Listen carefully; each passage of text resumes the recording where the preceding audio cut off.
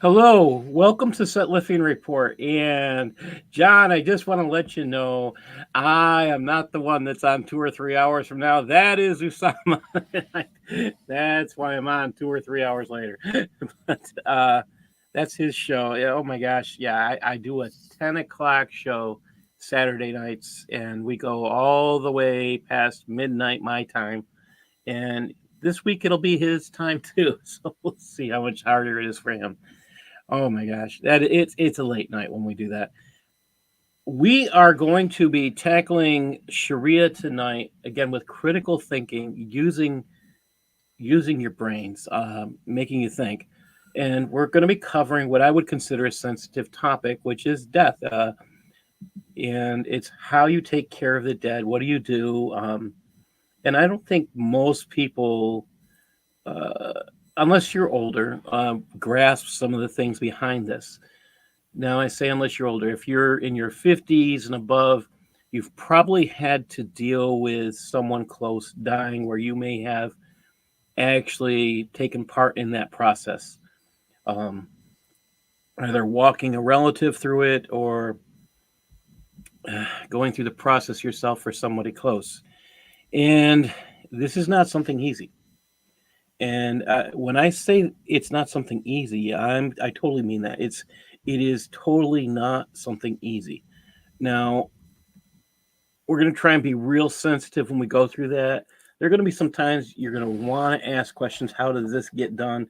As much as there's some things that may make you ask, how is that possible? I mean, and you may want to laugh just because we're covering the concept of funeral. I'm going to ask that we don't laugh. I'll work on myself too, because there's one thing in here that makes me say, how do you do that?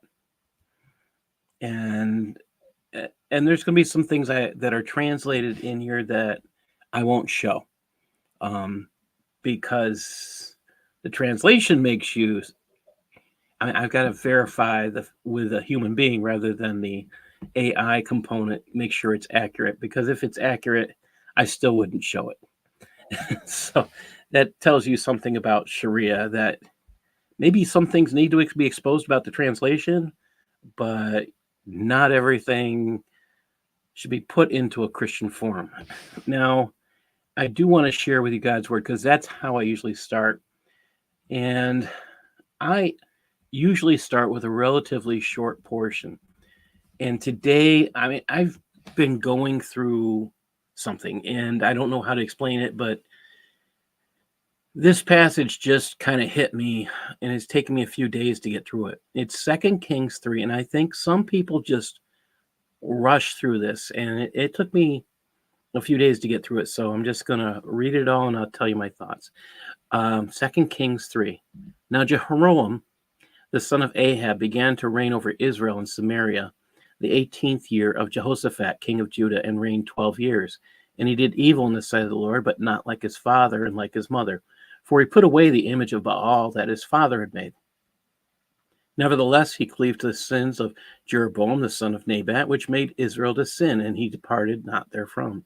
And Mesha, king of Moab, was a sheep master, and rendered unto the king of Israel 100,000 lambs and 100,000 rams with wool. But it came to pass, when Ahab was dead, the king of Moab rebelled against the king of Israel.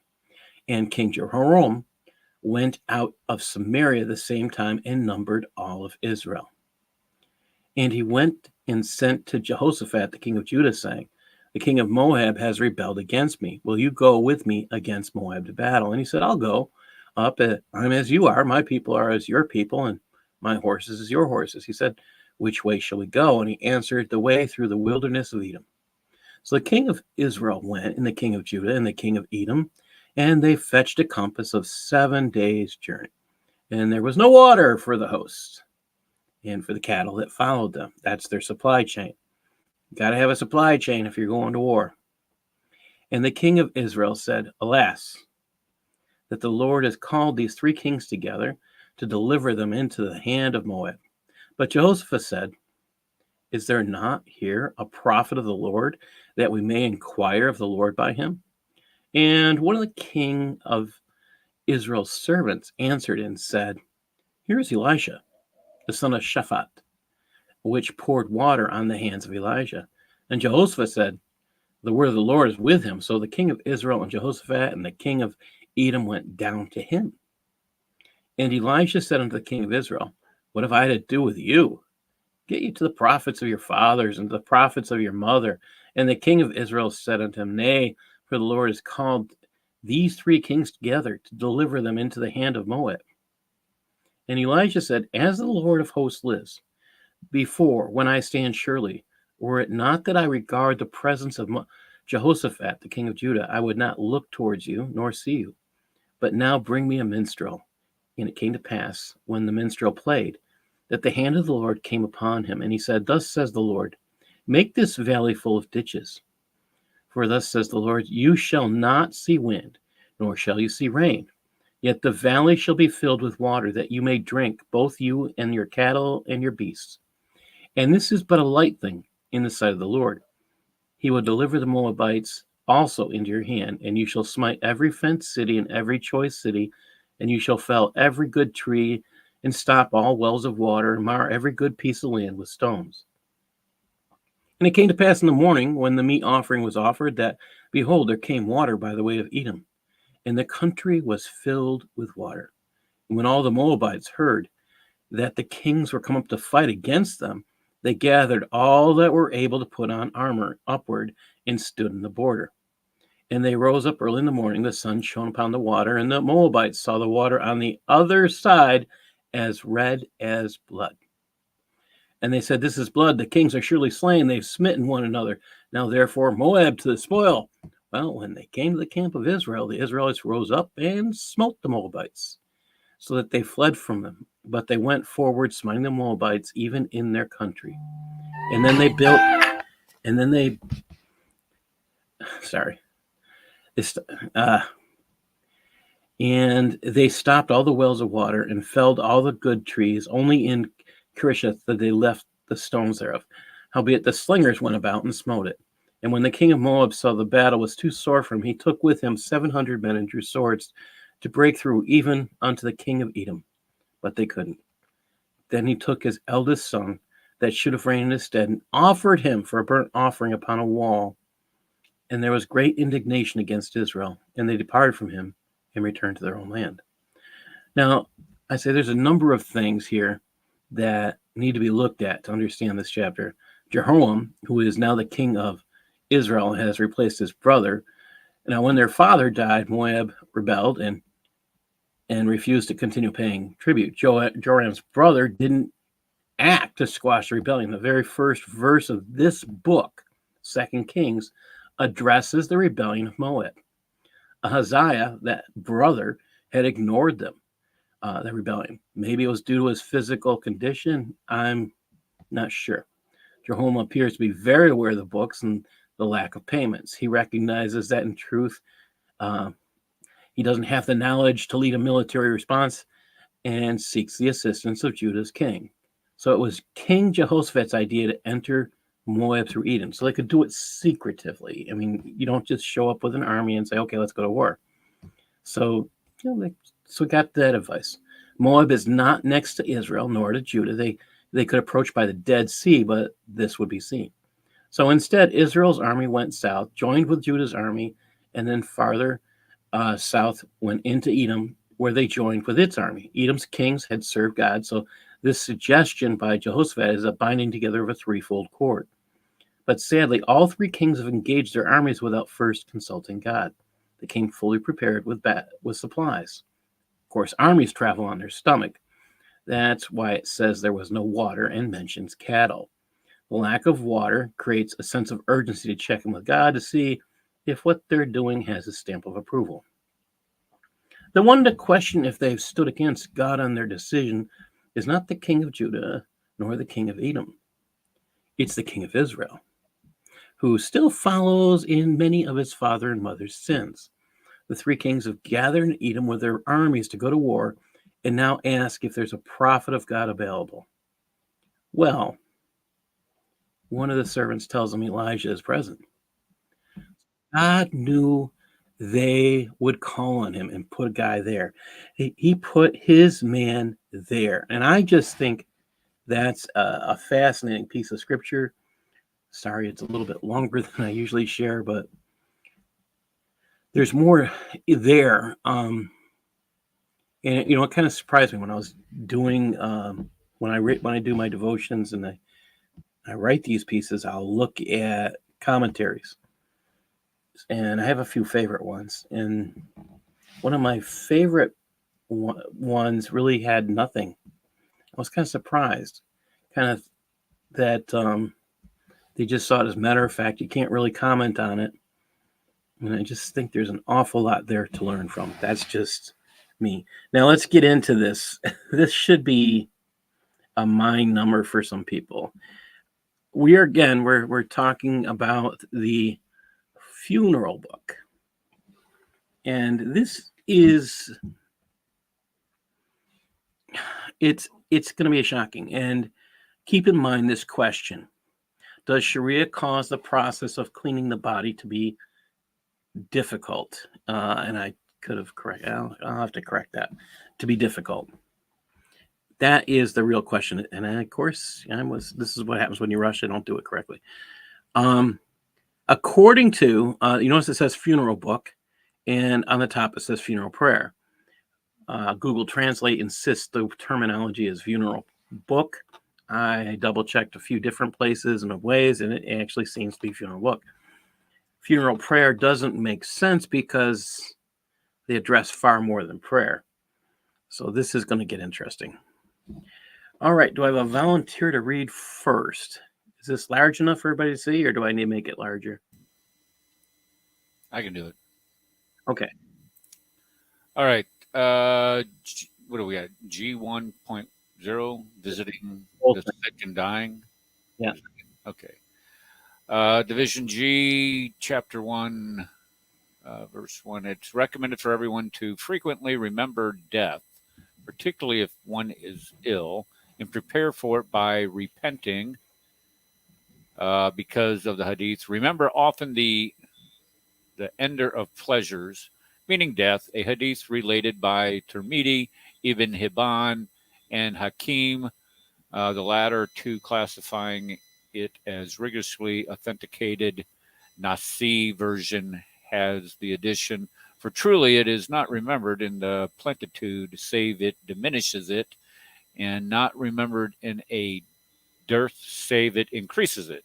Plenitude meaning of wives, in this worldly goods, and dearth meaning spiritual works.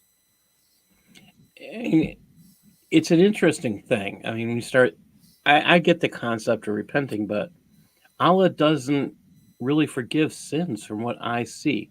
When you read the Quran, I mean, he doesn't punish sins. So why does he forgive them?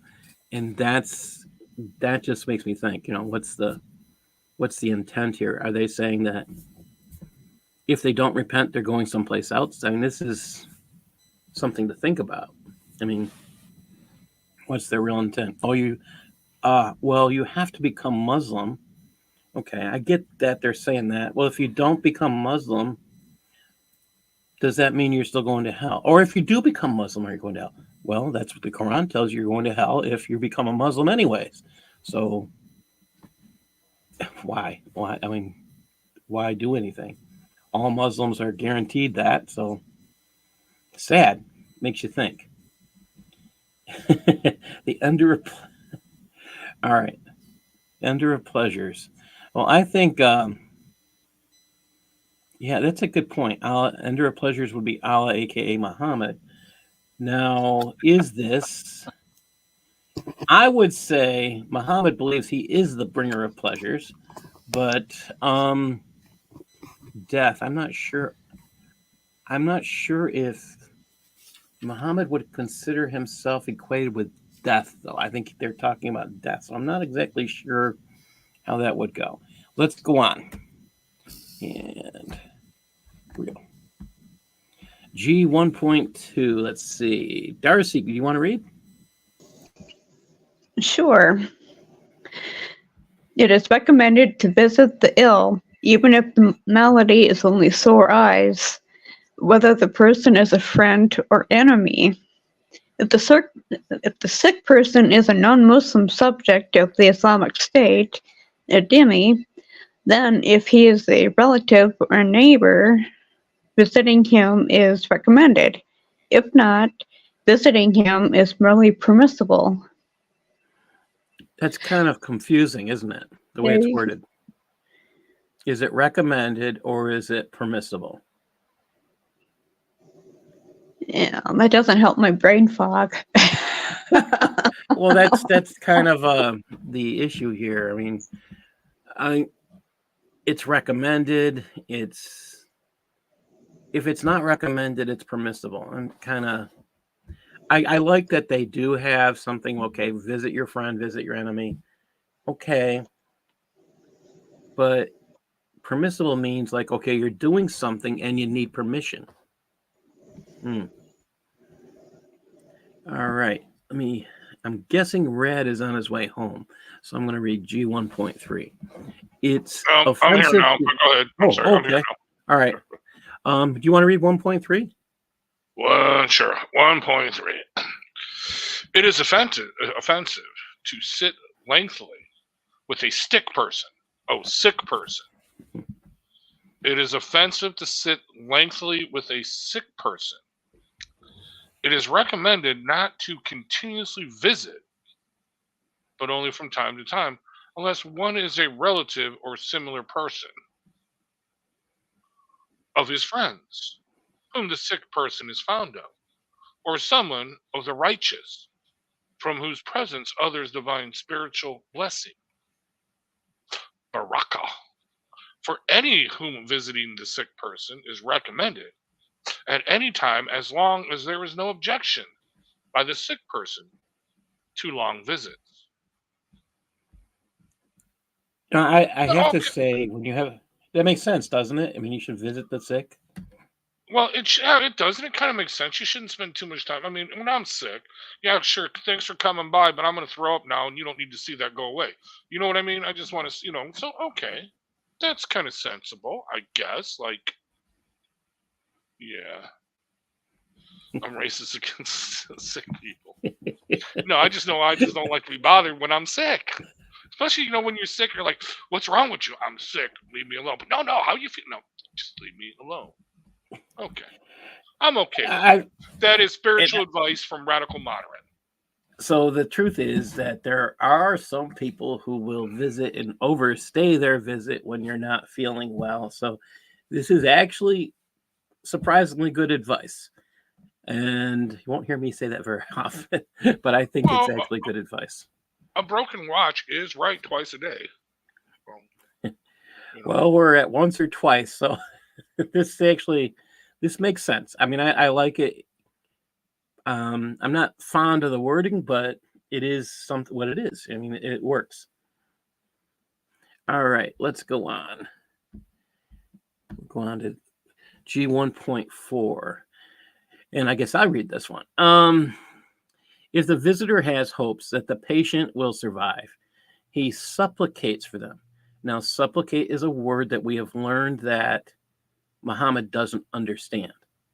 We have learned that Islam doesn't understand. So if the visitor has hopes that the patient will survive, he supplicates for him, saying, "O Allah, Lord of men, remove the harm and heal, for you are the healer, besides whom there is no other, with a cure that will not leave behind pain or sickness," and then leaves. But if the visitor sees little hope of recovery, he should encourage the sick person to repent and to make his bequests, or by telling him, "You should repent all of your sins so that Allah Most High heals you, for repentance is reason for cures. And you should make some provision for bequests, as if prolongs one's life, a person should make bequests while alive and only die after having done so, for there is no one who does not pass on." Okay, it's appointed once to die. I get that part. Now, we're going to get the next section after death is zakat. And in the section on zakat, they talk about paying people to convert. That's where some of your zakat money goes to. Are they talking about, okay, we'll pay you?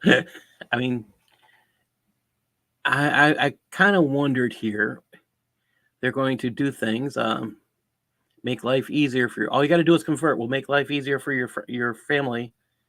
I mean, it almost makes me wonder if that's kind of what they're saying here. Person should make bequests while alive and only die after having done so. And then they think so low of their God that he will most likely heal you if you repent, but if you don't repent, he doesn't love you anyways. And I'm still waiting for a Muslim to point out to me some place in the Quran where Allah says he loves those who don't love him. I just want one spot. I mean, I don't care if it's vague. I'd love to see something where Allah says, I love those who don't love me. Just once. I mean, that might interest me. It's not there, but all right. Why aren't they following the Sunnah then? If they're saying that they should provide bequests, because Muhammad didn't appoint a successor. Muhammad didn't say what was supposed to go to whom, did he? I don't remember. That's exactly it. You're asking the right question. I mean, by not making a bequest, you're following the Sunnah of their false prophet. Yeah, and that would be truthful. I mean, if you're following Muhammad, you don't. I think there's a difference between following foolishness, and I think even the Muslims recognize there is no difference between following foolishness and following Muhammad. That's all. It's just a yeah. I was just saying this is one of those things even Muslims recognize as foolishness. That it's better to take care of business for your family. You've got to stop using common sense here. You're making me smart. Oh, boy. Oh, now this is actually a good point.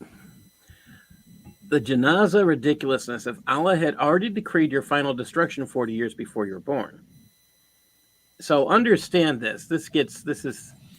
Remember, when you're born, Allah is supposed to have these angels out, and they're supposed to be taking notes and writing everything about your life. It's already pre-written. So the time you die is already chosen for you, according to the Quran and the tafsirs on this. And when you look at that concept, okay, all this is written. So does it, I mean, if you didn't leave a message, or if you did leave something, yeah. And this is a concept you try to explain to young teenagers about what happens. We're talking about kingdoms of how does a kingdom survive when the king or the emperor dies? Well, it goes to the child. Okay. What if there's no child? Oh, you start to talk about these things. What happens? And in Muhammad's case, there was no child that could take that spot. So that's another thing altogether. I know he had male children. Were there any male children of his alive? No, he had a son who died, and this is one of the reasons my interpretation is that he started his cave dwelling or cave spelunking, whatever you want to call it, times for prayer in caves. I believe that's after his son dies. I'm not sure. Okay, well, okay, this isn't making a lot of sense. You have 11 wives. 11 wives. Oh, this is his first wife that he's. Well, I understand that, but over his lifetime, you have 11 wives. Can't just one of them have a male child and keep that male child alive? If somebody has no swimmers, that can't happen. But he had daughters, did he not? He had a daughter. Okay, well then he's got to have something going on. Might not have very many you know, swimmers. I know somebody's going to post, "Oh, Hasta." Oh, it gets worse. Or she was visiting somebody else on the side. Well, this may be true. I think the realistic thing when it comes to Muhammad's sexual prowess is that he was either impotent or definitely there is a case to be made that he was impotent from time to time, but that he definitely was sterile, thank God, and that any children or progeny that were born were done by, someone else. I'm just saying. You got to Because there's no remember. way. You got to remember. He imagined a thing that did not happen. Right. That's what I'm saying, that he was impudent, But anyway, Well, no, my point is this. I mean, seriously, it is impossible. If you're having that much sex and you got that so much semen that it's all over your clothes all the time, covering your... Well, maybe that's the problem. He's putting the... he might have semen, but he might not have swimmers. You can have semen without swimmers, and that's his issue. That's what it sounds like. That's what I'm saying. Yeah, he was sterile. Andrew says that his first wife had children by other men, and the daughter that he is supposed to be Muhammad's supposed to be the second husband. Right. Okay. So, I guess you'd have to care enough just to follow that. I don't really, I just know that within a year of his death, his whole family was exterminated by Muslims. Seriously, within let's say 5 years of his death, his whole family was exterminated. His daughter was murdered with his grandbaby in her belly. Then his two grandsons, Hassan and Sham, were both murdered by Muslims. Right. Ali, his adoptive nephew or whatever, was also murdered by Muslims. Yeah, so I mean, the Muslims just wiped out the beloved prophet, the beloved memory of their prophet. Yay!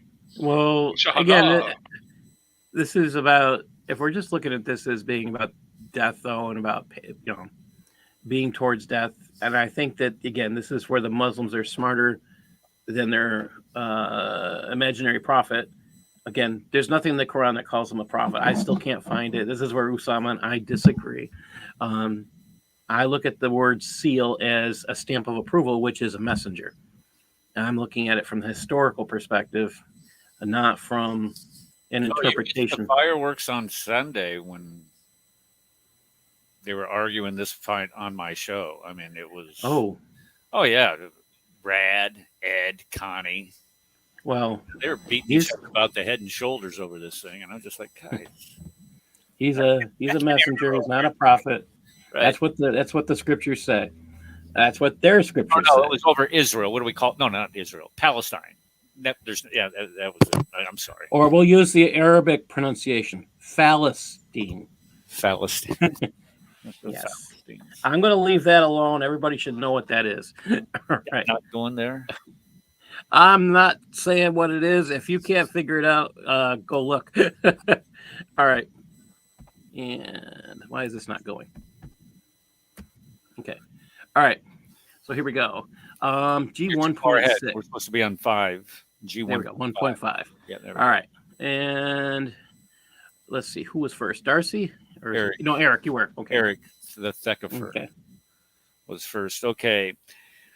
Instructing the dying person. Don't die. That's what it should say, but it doesn't say. It kind of does. Don't die. Instructing the dying person. If this makes sense. Okay. If the visitor sees the person is dying, he should make him desirous of Allah's mercy, since hope should predominate over fear in this state, and should turn him to face the direction of prayer, the Qibla, by laying him on his right side. I'm sorry. What do they tell you about people that are dying? You don't want to move them. He's dying. Move them. You're not facing this rock in the desert. Hold on. Let me get you lined up here. Okay. Hold on. I'm sorry. Don't worry. You're going to die, but we're not going to give you any hope. Don't wait. We're giving you hope, but no, we're not giving you hope. What do you mean you're moving me? That's what you do when somebody dies. I I had a friend of mine had lung cancer. Never smoked a cigarette in his life. Had died of lung cancer. But we went to move his bed. He was bedridden. He couldn't. I mean, he was within days of dying, and he was in so much pain when we just jiggled the bed just a little bit when we were moving it, because there's four of us and we all picked up a post and we were moving it across. And to imagine, say, hold on, buddy, I'm going to move you so you're facing the kid. No, let me go to hell if that's the case, for Pete's sake. Anyway, let me finish this. All right. Face him in the direction of prayer by laying him on his right side, or if impossible, on his left. If this too is impossible, he is laid on his back with his face and feet towards the direction of prayer by propping up his head a little, feet meaning the bottoms of them. The visitor should then instruct the dying person to say, "There is no God but Allah," letting him hear it so he can repeat it, but without irritating insistence and without telling him, "Say." When he says it, then he is let be until, what is that? What? Let be. It's very bad English, yes. When he says it, let be until, when he says it, then he is let be. Okay, he's let alone. Okay, until he himself speaks of something else. It is recommended that the person instructing him to say it be neither his heir nor enemy. And so they're pushing. I guess there's a little ritual towards death, and the Christians would be, repent, ask God for forgiveness, and be ready to meet your Maker. And if you're a Christian, you get to go with joy and take that nice little walk. But it's interesting. They talk about fear here. They talk about gotta face a certain direction. My question now is, you're going to hear the answer in a few minutes. What happens if they don't face that direction? It's going to come up. So it'll make you think. They're dying. You want them facing that direction as they're dying. Okay. Here we go. Darcy, can you read the next one? G 1.6. Just read the Sure. left side and we'll talk about what's on the right. When he dies, it is recommended that the contest to him is Of his unmarriageable. of his I'm gonna unmarriageable enlarge this for kin. you guys. All right, make that larger. Unmarriageable kin close his eyes. It is recommended to close his jaws with a wide bandage tied above his head so that his mouth is not left open. 2. To make his joints flexible by bending the forearm to the upper arm, calf to thigh, thigh to stomach, and then straightening them. And to similarly flex the fingers in order to facilitate washing and shrouding him. If the joints are flexed at this point, they remain flexible, but if not, it becomes impossible afterwards. So this is what we're talking about here is rigor mortis. They're breaking rigor mortis. And that is, the person is stuck in a position. It's hard to, we're talking about you're physically stuck and their body solidifies in a certain manner. It could be just as like I got my hands right here. And you'd have to actually physically grab the arm, pull it down. And that's what they're describing, breaking rigor mortis. Notice the part with the jaw. On the right, it says, and it's not here, which I found humorous. It says closing the eyes, and tying his beard with a wide band tied over his head so his mouth doesn't remain open. I thought it was interesting they left out the beard. I have no understanding why they thought the beard was, shouldn't be included. Okay, I got a nice beard. I'm not going to complain. All right. Again, they talk about the joints and everything. Can you finish 3 and 4, please? And I'll put this bigger. Yeah, 3. To gently remove his clothes and to cover him with a white cloth, tucking the edge under his head and feet so that they do not become uncovered. 4. And to place something heavy on his stomach to prevent bloating. So, did you hear them say that they have him stripped naked pretty much? They took off his clothes, right? Yeah, And now you have to cover him. And again, the part where they're putting something on his stomach is this has to do with what happens after you die is your fluids and everything, all the excrement will eventually come out.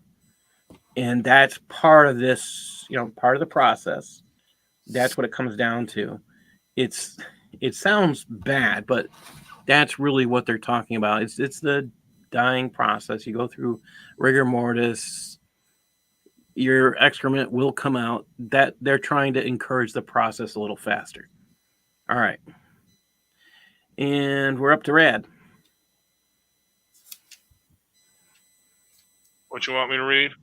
Can you read 1 point? You know what? I'll have you read the first one on the right. You can see that. First one. 1.7? Yes. Okay. He is recommended to pay off his debt or pay it off. And he is recommended to hasten to carry out his will and prepare it. This if he does not fear that it will change. Otherwise, he must hasten to do so, to prepare and bury him. So I have problems with the way this is written. How is he, the guy who is dead? I mean, if this is the guy going through the process of taking care of the guy, how is he going to hasten and pay off the guy's debts? I mean, if you're the son, I kind of get it. But if it's the dead guy, I mean,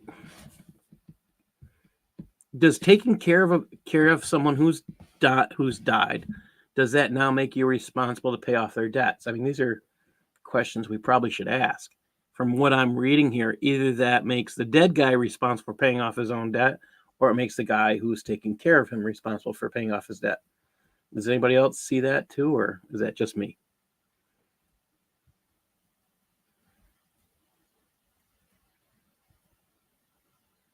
Eric, if you're talking, we're not hearing you.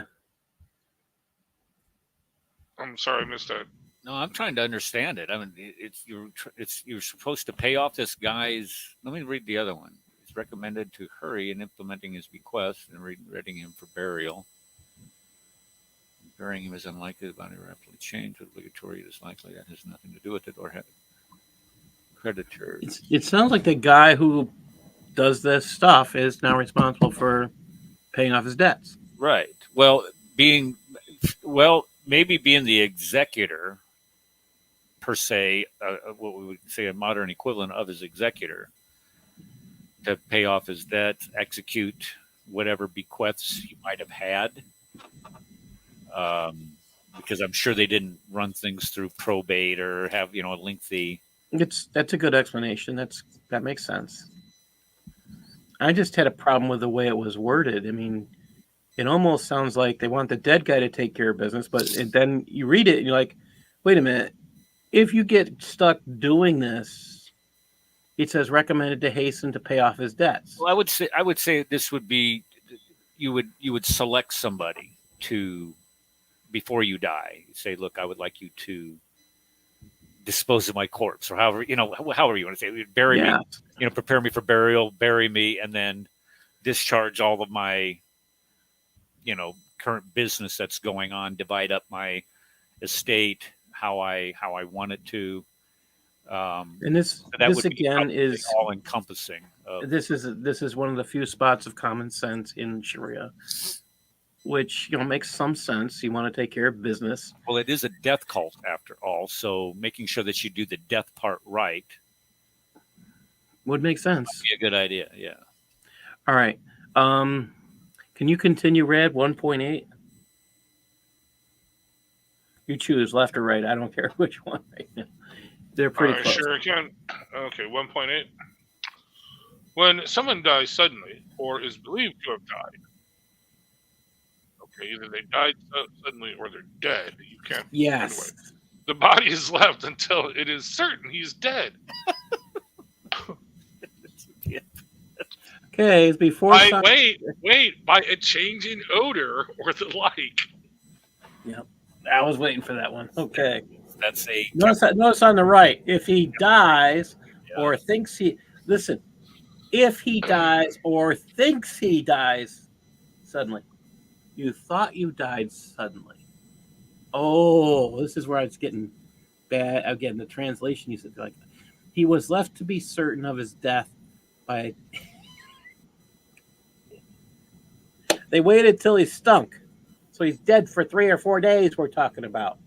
Okay. Yep, he's a little bit ripe. Well, no, is under Islamic traditions and the Sharia, are they not required to bury somebody within a day of their death? See, now you're asking the questions I'm asking.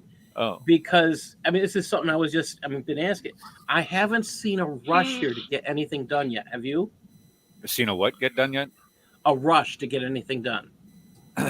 Well, you want to before you bury somebody, you want to. I agree. It is important to ensure they're dead. You don't want to bury somebody alive. That'd be a Yes. mistake. Whoops, sorry about that. You're not getting an error. Okay, but you're gonna wait 3 days till they stink. Okay. No, you're not gonna. No, you're not gonna wait that long. But then again, believe that he has died. The body is left until it is certain it is dead. Well, how long do you have to be, or how long does it, It have takes to 3 be to days be before certain that odor. 4 days that Well, odor. see, 3 or 4 days. here's where this does not line up with the Quran either, because they say that Jesus swooned. Those people who claim the swoon theory about Jesus, it only appeared to them. Well, they were not certain he was dead, and yet they buried him. What's that's that. I mean, they're not following. Evidently, these first century Muslims that presumably existed were not following what would have been good Sharia or non-codified Sharia at that time, I guess. But when the guy has been hanging there on the cross, has not moved to get a breath, and then has a spear shoved through his lungs and his heart, and he's still not dead. No, wait a second. Don't take him off that cross. We're not sure if he's dead yet. We can't do that. Hold on. Wait a minute. This is ridiculous. This is the hypocrisy of this. Yes. So let him stink for 3 days. As long as he stinks, then they can bury him. I'm like, and it's so bad, the exact translation. And again, I got this from the Google Translate app. It just makes you think. Red, can you read the last one on the page, 1.9? Sure can. Washing the dead person, shrouding him, praying over him, carrying him, and burying him are communal obligations. This is where it gets So it's a whole thing. Yeah. On the right, and washing him, shrouding him, and praying over him, carrying him, and tamping it. This is interesting. Does it say communal obligations on the right, or does it say sufficient duties? Sufficient duties. What was tamping at mean? I guess that means putting him down. Putting something on his tummy to make sure things come out. Yeah. When you start thinking about tamping, might be the right description. Okay, I see what you're. Yeah, okay, I was thinking like tamping that dirt down to make sure he stays down there and doesn't. Well, he's got. You don't want more after you put him in the shroud. Right. Then you have to get new shrouds. I was talking, think about, we just came back to this real quick about the stinky thing. I was talking, this is years ago, because I was going to join the Chicago Police Department. I'd actually signed up, but for some reason I couldn't pass the psych test. But go figure out that one. But anyway, I was talking to these coppers, and they're like, dude, no, you don't understand. Because I was going to go into the IT department. He's like, no, you don't understand. When you're a rookie, you got to do everything we don't want to do because we had to do it. And he gave me explanations. Like one time when I was a rookie, we had to go up to this in the heat of summer, dude. No air conditioning. Like when it's like 100 degrees, 100% humidity in Chicago. We had to go up 5 sets of stairs. And there was a dude that had been rotting for several days. He was jellified, and they made me carry him. Me and these other rookies, they made us carry him out, and the body bag burst open, dropping down the stairs. And he was just covered in goo. Oh, Uh, I didn't so want to think about it. so I didn't become a police officer. But anyway, my point being on this, could you imagine that, dude? Okay, well, we got to wait till it's a little bit ripe and hot. You know what I'm saying? It wouldn't take long to, what are you watching, dude? It's going to explode, y'all. You know what I mean? Yeah. And this is I don't understand the making him wait, but when you read the exact translation, you're wondering if he dies or thinks he dies. Wait, they're waiting until he knows he's dead? Okay. All right. I said I wasn't going to laugh. I'm trying, but that part, okay, I didn't write this. This is the translation, so you got to sit there and go, okay. Is the guy dead, or does he think he's still... Oh, wait, does the dead guy think he's still alive? Oh, that would be problematic. How would we know that the dead guy thinks he's still alive? All right, if we have to ask those questions, then we're in trouble. All right, and here we go. Next one. Come on. Here we go. Washing the body. Now, this is going to get difficult. We are up to... I'll read this one. Washing the dead. Washing the body. You notice it says on the left, washing the body, and on the right, it says washing the dead. I thought that was interesting. Oh, can you back up? Can you back up to... Okay, never mind. All right, never mind. I'm sorry. Never mind. Okay. All right. On the left, who should wash the body? On the right, look at this. Why? It just... Okay. There's nothing there. G2.2. I'm going to read from the left, and you guys look at this right. Look how simple. One sentence on the right. Then he should wash. Obligatory. The first is to wash it. Okay. On the left, when the deceased is male, the best suited to wash the body, anyone may wash it, but it is not permissible for a non-Muslim to wash the body of a Muslim. And non-Muslim relatives are as though non-existent in the following priority list. Oh, wait a minute. So, first responsibility will go to the father of the deceased. Then you have the father's father, the son, the son's son, the brother. Oh, it goes on. The father's brother, the son of the father's brother. Those named in the sequence given at, and they give a place. The men related to the deceased. The men not related to him. His wife. His unmarriageable female relatives.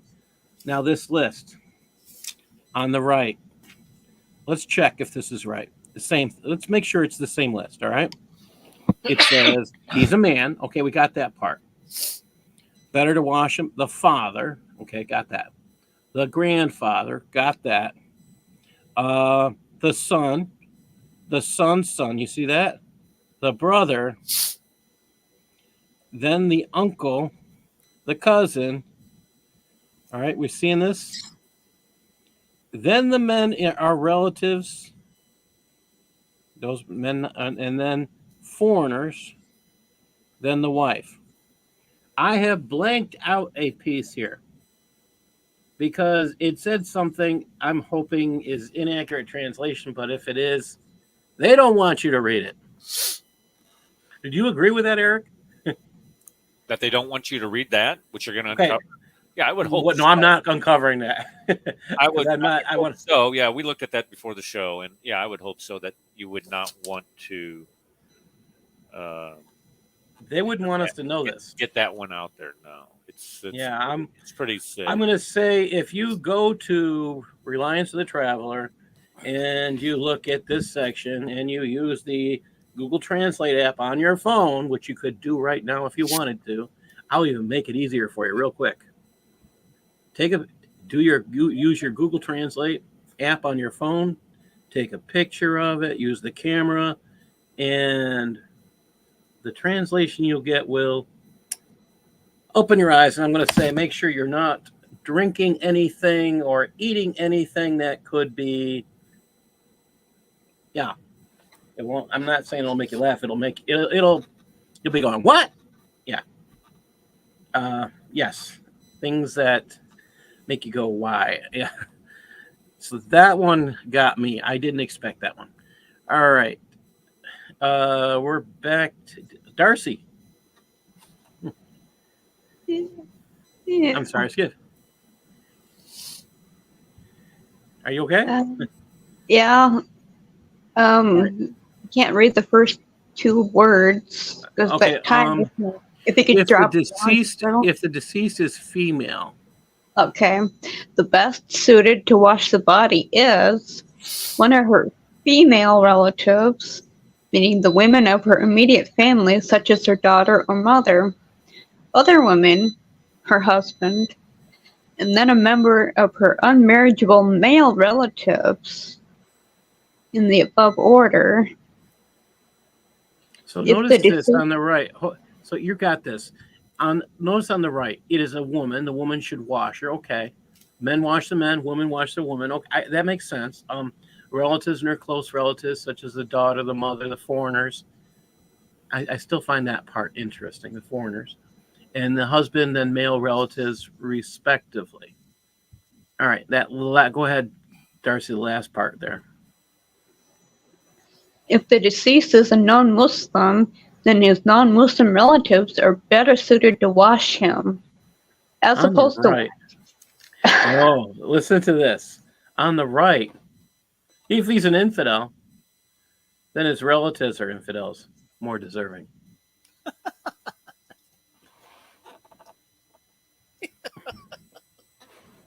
Basically, screw you. Too bad for you. That's kind of what I read here. Am I wrong? We're not going to wash you. You're too disgusting. Yeah, that's kind of what it says. Well, no, it does provide a method for washing infidels. If the deceased is a non-Muslim, then his non-Muslim relatives are better suited to wash him. They're better suited to wash them. It didn't say that, better suited. Apparently, somebody will do it for you, but let's get the infidel to do it. Right. Yeah. If you're going to wash the kafir, you get the kafirs to wash the kafir. Yeah. You don't want to make sure that you don't. What's the word I'm looking for? And here is the most important question of the day. If there was a shortage of water, could they have done the washing with dust as they do in wudu? John, we're going to try and answer that question tonight. We are going to. Yeah, it's in the reading tonight. Oh, John, you're going to be saying, "Oh no, not again." It's the answer is in Shariah. Wow, I'm glad you asked that. All right, because that's what I asked when I started reading this section. All right, Rad, can you read G2.5, please? It is recommended that the washer be trustworthy, so that he can be relied on to wash the deceased completely and so forth. Yeah, you don't want to skip over that. If he notices something good, it is sunnah to mention it. But if he notices something bad, it is unlawful to mention it, as this is slander. All right, let's be exact here. It says on the bottom, the translation is, it's lamentable that the ungrateful person is trustworthy. In order to complete his misdeeds and other things, it's if he sees something good, then he mentions it, or he sees something against it, it's forbidden to mention him because it's stupid. Okay, you know what? I'll agree with that. Why would you mention something that could be upsetting? That is stupid. I agree with that 100%. Would you agree with that, Rad? Yeah, I don't understand. Noticing something good on a dead body that you're washing. That's what I'm trying to figure out. What the hell? You're asking the questions I'm asking. Yeah, what a wonderful gaping chest wound you have here, Habib. Exactly. Well, he wasn't exactly dead. He was. It looks like he was shot 3 times, not 2. Yeah. It looks like he was stabbed 150 times instead of just once. I mean, right? Yeah. It doesn't make any sense.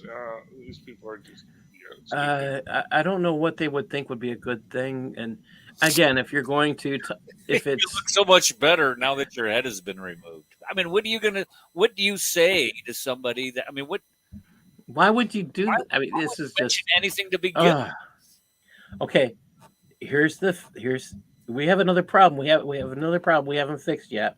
We're gonna get into that in a minute. We've been talking about the bath, right? We haven't given any details about how to do the bath. It's coming up. All right, how to wash the body. Now this is where it gets difficult. If you have volunteered or is your assignment to wash this body, Eric, you got the first assignment here. All right. Go for it. G2.6. Let's see here where I'm at. G point. Okay, how to wash the body. If no coast is available, you must go. And that's not No, what it no, says. it is obligatory. It is obligatory. It is obligatory for the washer to keep the nakedness of the deceased clothes while washing it. Okay, wait. I know that's what I say. Didn't you just take off the clothes? How are you washing this guy down if he Okay. ain't naked? You made him naked, then you put a sheet over him, basically, or a shroud over him or her, and now you're not allowed to look at what? Okay, I don't do. Okay, it is sooner that no one be present except the washer and his assistant. It is preferable that the body be washed while clothed in an ankle-length shirt, into which the washer inserts his hands from the sleeve, if ample enough, while pouring water over the garment and washing the body under it. If the sleeve is not wide enough for this, he tears open the seam from the side under the arm. It is obligatory that the body be covered from navel to knees. Insects should be burned from the start of washing to the finish, as is sunnah. It is best to wash the body under a roof, and best that cold water be used, except when necessary, to heat it, such as to clean away filth that could not otherwise be removed, or when the weather is cold, since the deceased suffers from it just as a living person would. Yeah, I don't understand how you're going to wash. I mean, I read this in English. It says on the right, the dead person is covered during washing. This means the one who washes must cover his private parts. Notice it doesn't say you can't look at his naked body. All right. The dead, okay. We're talking about the private parts of the dead.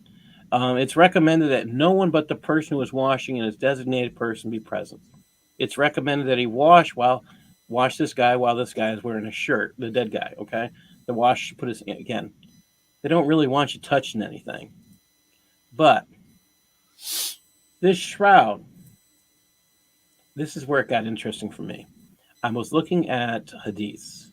In one of the hadiths, I think it's Abu Bakr, has prepared a red shroud for himself. Okay, you want to know why? See, Abu Bakr is actually taking care of someone who's died. And he realizes, well, you can put a shroud on me, and at some point, excrement is going to come out. And that nice, beautiful shroud that you made will be soiled. So he made a red shroud for that time. What if you don't have something like that? I mean, this is just, you got to sit there and go, wait, I mean, this doesn't necessarily make as much sense as it sounds. But yeah, on the left, you can't look at the nakedness. That's the English. On the right, you can do that. So are they trying to confuse us who are English speakers? Why did they decide you couldn't look at the nakedness? Again, there's nothing there on the right that says you can't. I was just kind of like, whoa. Yeah. I'm guessing the reason for an assistant is person's weight. You may need help. Again, we're going back as far as doing rigor mortis. You may need help. That's not an unusual thing. Depending on severity of rigor mortis, you may need help. So Those are all possibles. Any other comments, anyone? I would never be a Muslim. I just, I'm sorry. It's just there's no way. If and even This process is complicated, isn't it? right. I mean, I'm sure there are processes and procedures for morticians that they have to follow today, as far as the preparation of a body for burial. But that includes, of course, um, embalming and washing, and then sewing certain body parts together, um, and all of that. But when you have to codify this, put this into law, I mean, this is ridiculous. I'm there with you. I was kind of surprised. What's that now? I'm there with you. I was kind of surprised. I mean, as many times as I've raced through this, and now I'm going back and asking questions. It just makes me think, what was so important that this had to be codified? And that's exactly it. Well, for those of you who aren't history teachers, we're talking about made it law. It's kind of weird. Well, when you look at what Muhammad did to his dead, what was she, his aunt? You could probably see that they want to put some type of prohibitions or guidelines on what you can do with the body in and around people. Yeah. He did jump, because that there's a sunnah, or not a sunnah, a hadith that talks about him jumping into the grave on top of the dead body. I don't know if it was his aunt or who exactly it was. His aunt. It was who? What was that, Darcy? His aunt. It was his aunt. Okay, so there you go. I mean, who does who number one, who would write such a thing or keep such a thing in writing if you are revering this man? And if you're going to keep this in the hadith literature, what culture, if this guy is supposed to be the pattern of conduct of all time for people to emulate, what culture is that permissible in? Is there any culture on this planet that says that that's okay, that's permissible, or that's encouraged? And in this culture, you've already cleansed the person, you've bathed them, you have them in this prayer, in this clothing. I mean, they're in a sack, basically. And yeah, it just brings all sorts of questions. All right. I'm going to push this on. I do have one more comment. How do they know for sure that the body is actually getting washed when all they're doing is just pouring the water over? How do they know if the body is dirty or not when it's covered? The only thing that makes sense to me is if we ignore everything that's on the left and we look at what it actually says in Arabic. It doesn't say you can't look at them. It doesn't say that their body, the backside of their body can't be on a slab of some sort, and that you can wash, the water can go down. There's some things that are just not stated here in the Arabic, but they are stated in the English. So this has me asking all sorts of questions. Why did they tell the English speakers one thing and the Arabic speakers something else? So the Arabic speakers could laugh at them? I don't know. But it does make me think. I mean, there's so much concern that this is why you'll see Arab people who are in followers of Islam, the Arabic speakers consider themselves a little bit higher up. And maybe because they don't get taken for things like this, I don't know. All right, we're going to go on. I'll read G2.7. It is unlawful to look at the nakedness of the deceased or touch it except with a cloth. Similar, since direct contact without there being something in between is not permissible. It is recommended not to look at or directly touch the other parts of the body save the cloth. Now, looked at this. This is almost word for word the same in Google Translate. So, okay. And it was the same for the next section. Almost exactly the same. Here's the part I find interesting. It is recommended. That I find interesting, that part. Okay, To force the waste from the stomach. Recommended. Okay. To clean the private parts of filth. Recommended. When one is certain anything exited from the parts. Again, it sounds like it can leave them sitting in filth. It's just recommended. To give the body ablution. It's recommended. It's not a requirement. That's the part that really gets me. All right. To make the intention of performing the ghusl and then to wash. So you only have to intend to do it. You don't have to finish. And then to wash the head, the beard. Again, recommended. All of this is recommended. It's not a requirement. It's only recommended.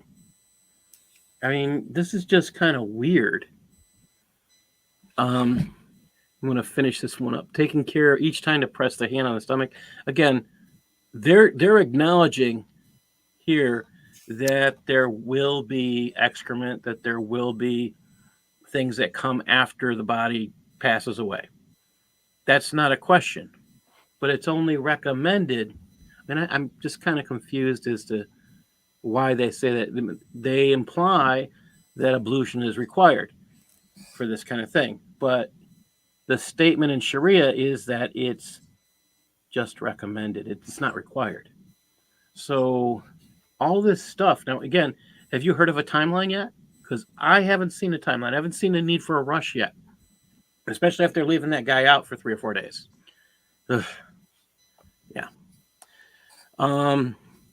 That the place must be on an incline where you're washing. Okay, that makes sense. So the head's at the highest and the water flows down. Makes sense. Good requirement. I like that one. It says it's sunnah. Yes, that is in the hadith. I did see that. And that there be an incense burner present with incense in it. Great. Nobody wants to smell the dead. I agree with that's actually wisdom, I would say. So they did get something right. Aladdin, you're just not bright enough to understand reality. And I'm just going to bounce you out again and again and again. Because you don't seem to understand the reality. All right. Sorry. Okay. He wants to pick a fight. There's no fight to pick. We're just being honest, and there's nothing here to really pick a fight. He's afraid of reading things, so it's too bad for him. Sorry. And trying to get my mouse back. Sorry about this. Trying to find my reality here. Okay. Yeah. This is the problem when you have white screens. Can't really see where the mouse hides. Here we go. Okay. That there be incense burner, to put one's right hand on the shoulder of the deceased with the thumb on the nape of his neck so that the head doesn't roll, brace his back up. Again, this is just part of the cleaning process. There's nothing unusual here. That, again, it's important to notice that these are things that normally get done. And we don't think about that, but it's pretty much stuff that normally gets done. Darcy, would you read 2.10? Sure. Okay, I'm assuming The beginning is if the body is not clean. If the body is not clean after 3 times, one washes it again, reaching an odd number of washings. If clean after an even number of washings, it is sooner to add another. If clean after an odd number, one does not add any. It is sooner to add a little camphor to the water, especially for the last washing. The obligatory minimum for this purificatory bath or ghusl is that water reach all external parts of the body, and it is obligatory to remove any filth if present. Hold on. Didn't they say it was recommended before? Now it's obligatory? Yeah. So apparently what was recommended is now, Keep going. It makes you think. Yeah, and the body should be dried with a cloth afterward. If anything leaves the body after washing, only the affected area need be washed. Well, Okay, it if is we not follow that necessary. rule, you can't look at the naked body that was in the English, which doesn't exist in the Arabic. We have a problem. But yeah, interesting. It is not necessary to repeat the ablution or bath, even if the excretion is from the front or rear private parts. Ew, stinky. Yeah, well, that's going to happen. That's part of the dying process. Now, you notice the star. That's the end of that section. All right, we're going to go on to the shrouding part. So, Houston, who was it? Who was it? Asked that good question.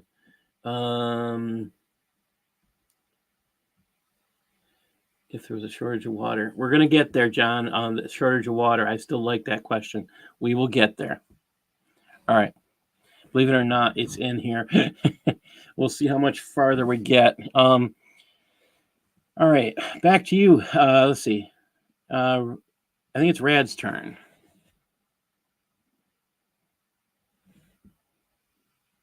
Rad, are you here? Or okay. Yeah, I'm here. What do you need me to read? Okay. Sorry, I couldn't find Yeah, the button. shrouding the body. Yeah. Okay. G31. Go. Yeah, all the way And down. Okay. Then the body is shrouded. Obligatory. 3-2. If the deceased is male, it is recommended that he be wrapped in 3 washed or not new white shrouds. So you're recycling your burial shrouds? Well, that's an interesting point. So these burial shrouds. It looks like they're not necessarily new clothing. It looks Okay. like they are taken from some other form of cloth. Okay. Without an ankle-length shirt or turban. Each shroud covering the whole body, unless the deceased was in a state of pilgrim sanctity in haram, in which case the head of the male or face of the female must be left uncovered. It is permissible to add, beneath the shrouds, an ankle-length shirt or turban. It is unlawful to use silk. Okay, hold on a second. Shroud a man. So, do you guys know what it means, a pilgrim sanctity? This is the person who's gone on a pilgrimage, and they have put a scent on them. And it describes, when we get to the section on pilgrimages, they'll talk about putting the scent on. So the dead body is already received some scenting. So they're saying you don't need to add more because it's probably going to be pretty strong on the body. That's the purpose for saying that. The body should be pretty much naked because it only has a sheet over it. So this is the other thing here. We're talking about what their clothing is. All right. And notice they're talking about in ankle length shirt and turban, it's unlawful to use silk to shroud a man. Notice they said that part. To shroud a man. I find that interesting. Let's keep going, Rad. All right. If the deceased is a woman, it is recommended that she be shrouded in a wraparound head cover and a shift, and that she be wrapped in 2 shrouds, like those used for men, in being white and washed, each of which covers her entire body. It is offensive for a woman's shroud to be made of silk or fabric dyed with a saffron or safflower. The obligatory minimum for the shrouding a man. Oh, sorry. Come on. If the deceased is a woman, it is recommended that she be dressed in a wraparound head cover and a shift. Okay, it is offensive for a woman's shroud to be made of silk or fabric dyed of saffron or safflower. The obligatory minimum for shrouding a man or a woman is to completely cover their nakedness. For a man, it is obligatory to cover the navel, the knees, and that which lies between them. And for a woman, her entire body. So she got to be burkified even in death, because you can't have gin seeing her. No. Okay. Burkified is a good way to put it, but they pretty much do that for the males too. You're not going to really see anything. They pretty much cover all of you in a death shroud. If you've ever seen the Hollywood movies where you see somebody under a sheet and all of a sudden they come alive again, they pretty much cover all of you. And that's still, When you see that, that's what they're talking about, the death shrouds. I almost pulled one of those videos out and put it here so you could see it, and I just thought it would be disrespectful for those who have really died. But yeah, yeah. And I will come back and just pick on the troll that needs to come. He wants to be wanted. Um, I'm happy that he came and that he was learning something, but it's he wants too much attention for himself, that he can't get it on his own channel, so he goes to other channels. So that says something. Does The he have obligatory. What? Does he have his own channel? I would be surprised if he does, because he spams so many people and insults so many people. I can't think of anyone that I know of that hasn't banned him. So I think after a certain point, you lose certain privileges. Maybe he doesn't have that anymore. Well, I don't. What I mean is it? What's the? Even if he does that, I mean, what would it be? Is it like ALAAD lessons? Dawa. Well, I would think it would be for dancing lessons for little ballerinas, or Well, maybe it's in the Philippines, a little dancing station. I don't know, but or just, yeah, you got to sit there and watch. Maybe that's what it is: ballet class or jazz class. I don't know. All right, and the reason why we're hassling him is he's known as the Filipino dancer. All right, we are on to G3.4. Eric, can you read that? I'll read the beginning.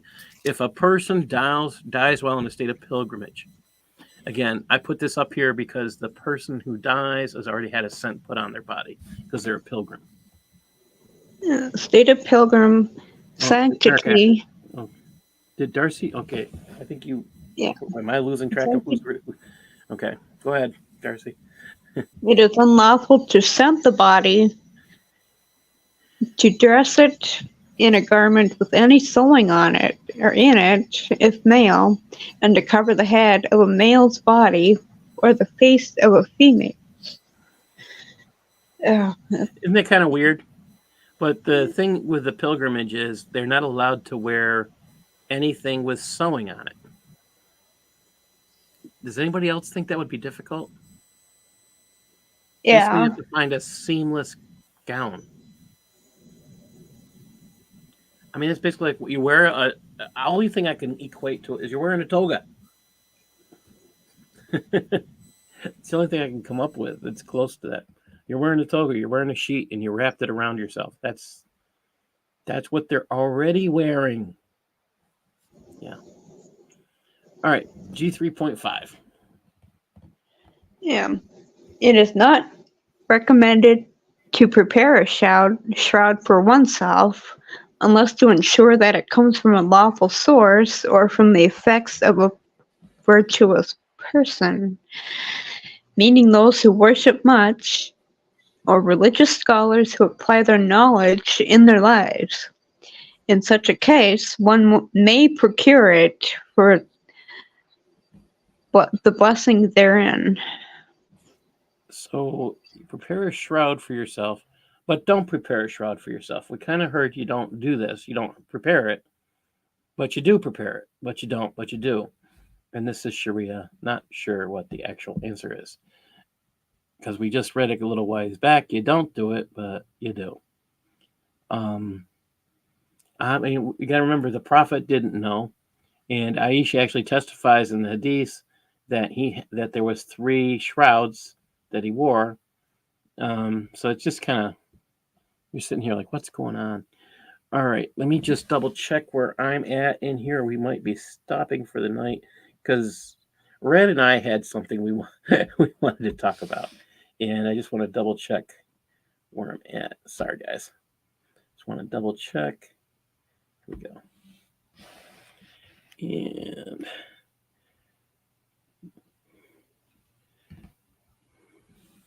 let's see how far this is. Oh, we can finish this. All right. Yeah, we'll finish this and we'll go right into it. Okay. So G4.0. Can you read that, Eric, please? Yeah, sure. The prayer over the dead. Then the deceased is prayed over. That's obligatory. The obligation is fulfilled if a single Muslim male who has reached the age of discrimination prays over the deceased. It is not fulfilled by a prayer of a woman alone when there is a male available. Though if there is no one besides women, they are obliged to pray, and their prayer fulfills the obligation. It is recommended to perform the funeral prayer in a group. It is offensive to pray it at a cemetery, though not in a mosque when it is preferable.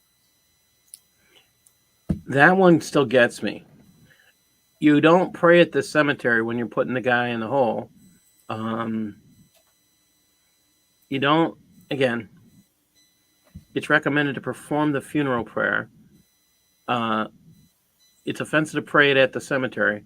It's not offensive at the mosque. Keep that in mind. It says it's not offensive at the mosque. I mean, is that really what they're saying? Here we go. And let's see. Rad, can you read this one, please? G4.3.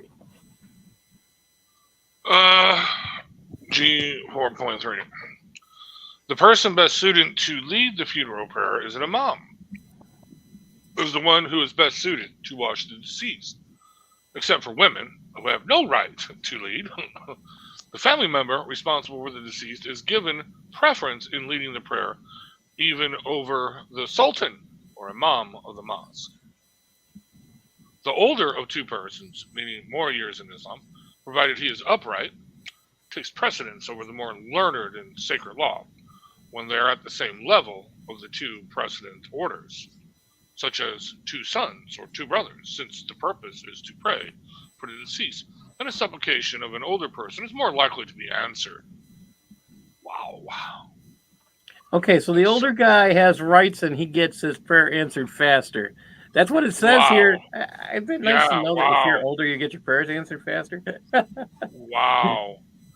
And the older is given precedence over any others.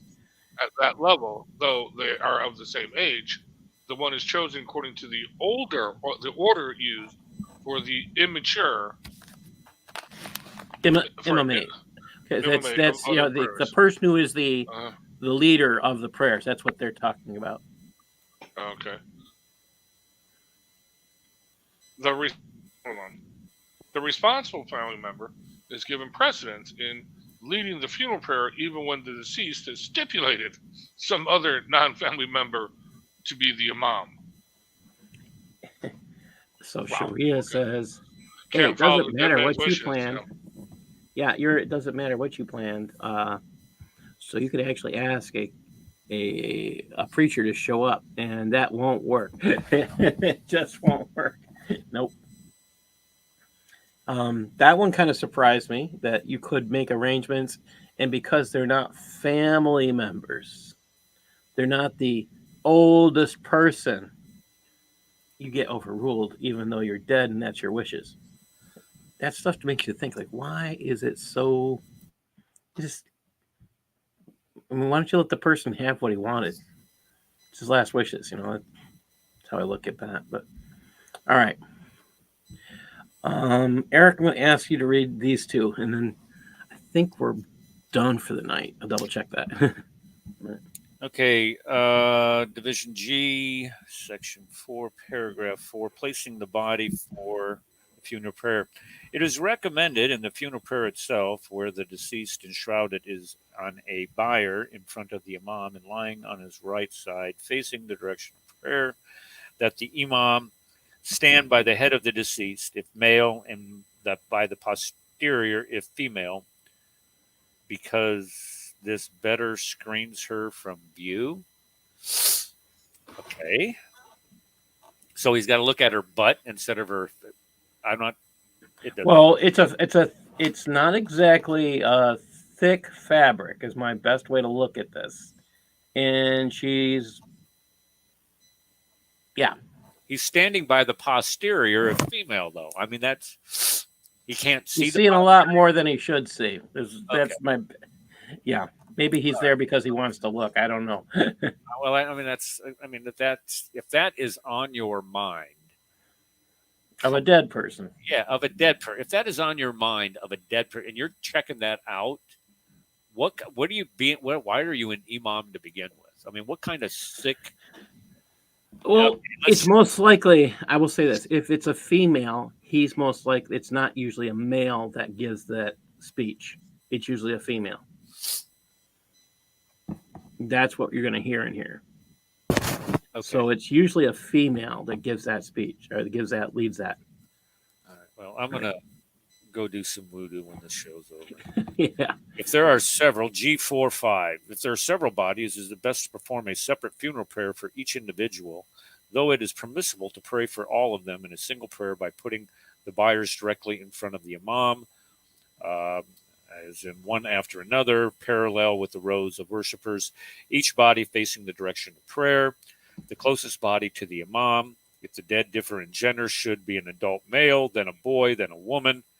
Though, if all are male, all female, or all boys, then the best Muslim, then the next best in piety, abstinence from the world of God-fearingness, and all praiseworthy traits, and so forth. If bodies are brought successively, the first one brought is placed closest to the imam, even if a prior arrival. Is this like a factory of dead? I mean, what is this? If bodies are brought successively, the first one brought is placed closest to the imam, even if a prior arrival is less virtuous or is a boy, though not if a female, whose body should be placed further from the imam than if a male brought subsequently. Yeah. Are we missing Yes. something? I mean, are people getting dead en masse in Muslim countries? Well, Gaza. all I can think of is this is, remember their love of jihad. Or, we could just look at today. If you are a member of an organization like Hamas and you want to go kill yourself and you do something and they turn around and you get slaughtered, now I'm section of 3, the males, the females, and then the boys. Yeah. So what, boys aren't males? So you're asking a good question. The term that they're calling a boy is a boy who has no pubic hair. So he hasn't entered puberty yet. That's how they're differentiating. That's why they're keeping him different. And that, unfortunately, is learning those sick things about this faith structure. You learn those things. Oh, yeah.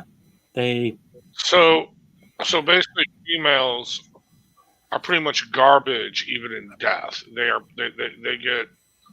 get the back door into heaven. I mean, they're placed furthest away from the imam. The only way they get to heaven is if they're given one of the 70 houris. Right. That's the interesting thing. And that's why when Muslims they know that a Muslim is going to commit an act of jihad, they bring candy and everything to the place. And this is just the insanity of it. They will bring candy and they'll say, so remember me. That's the kind of thing, the message they're leaving. Remember me. And I didn't want to do this. All right. I'm going to play a video. Let me just pull it up. And I'm going to be sharing this. See if I got the right guy here. I got to get running, Paul. I got basketball. All right. Here in 30 minutes. Okay. Thank you for joining us. All right. All right. I'm going to play this video. And this imam is out of Pennsylvania. And this is a care imam. And this is, I got to put this in the right spot too. This imam out of Harrisburg, Pennsylvania, he gave this speech on January 12th. So this is not something new. It is something very recent. And come on, just move over there. Oh, joy of joys. Just trying to move something from right to left, left to right. Here we go. And now I can go back and share this. Here we go. Please let me know if this sound does not work. I'll try and make sure everything's working. Here we go. And this is the care imam from January 12th of this year.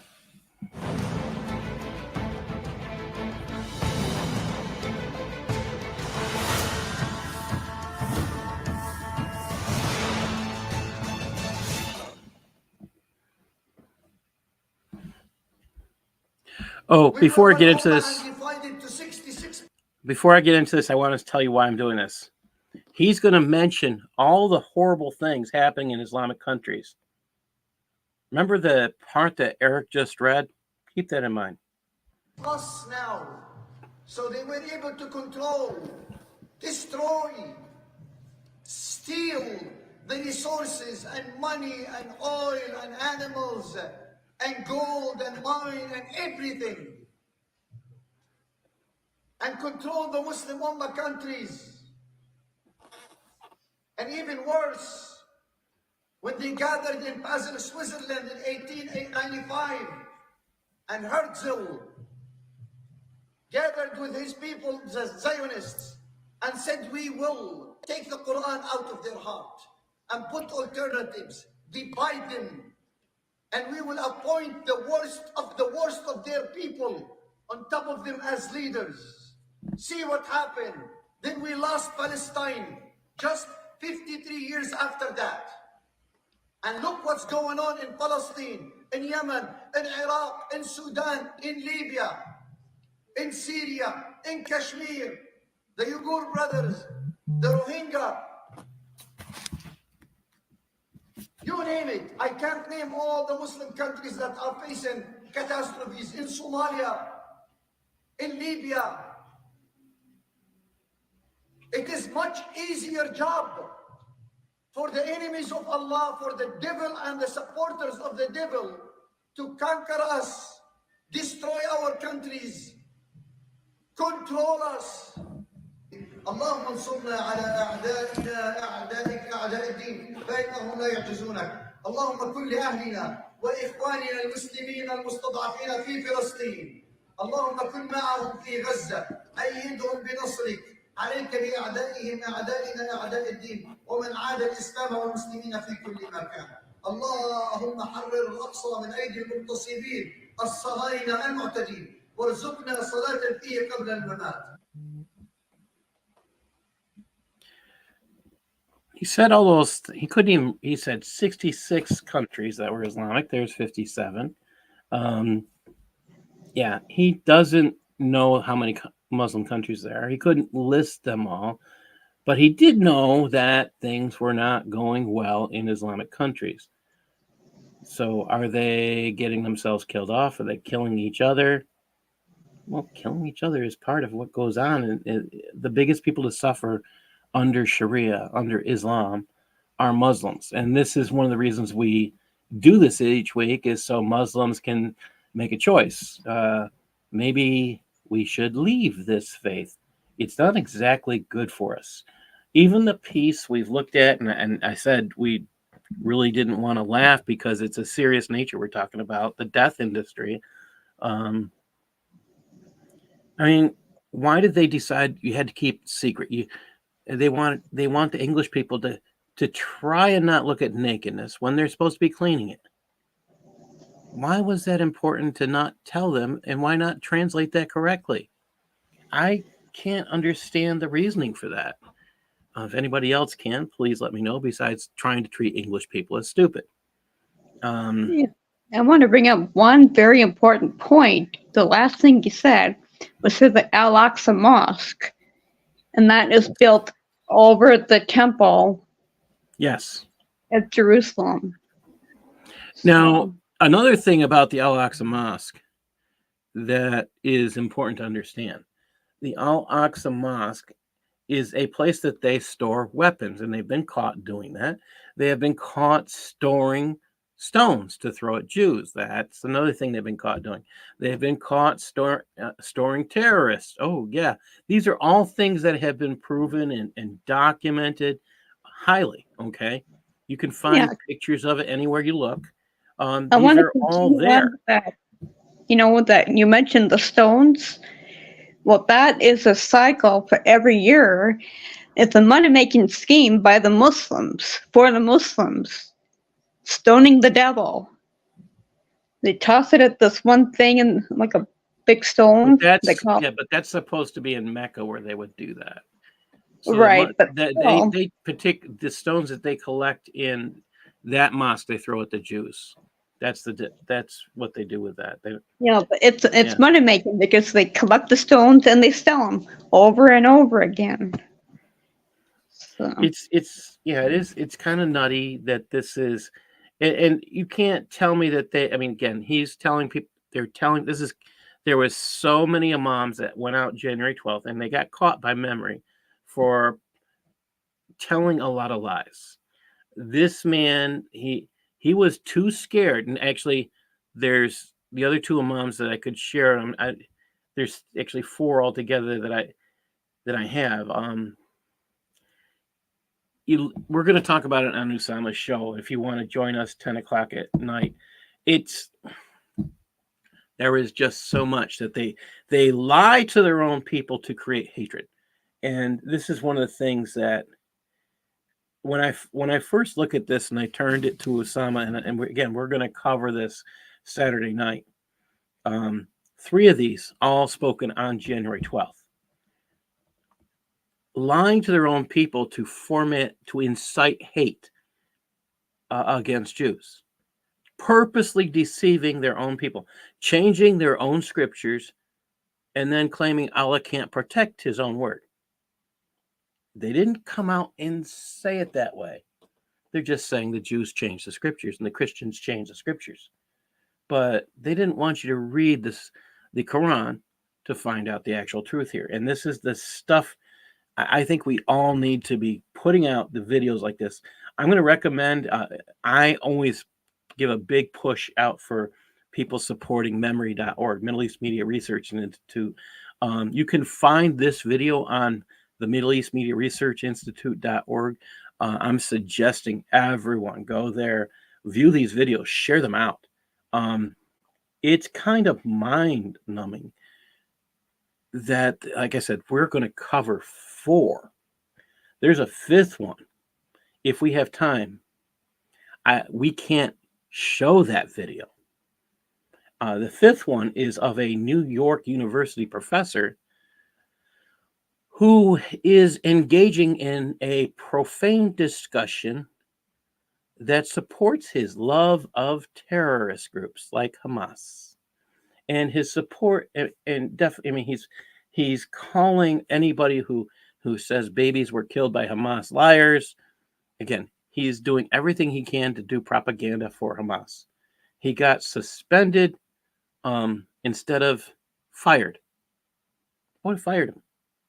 Why would you say these things? And it's highly, highly documented, saying that there were no babies killed, there were nobody, all these things that they're lying. One of these, I mean, again, I'll stay on this track because we could not, as a Christian organization, play any part of what he said because it was that profane, that laced with profanities.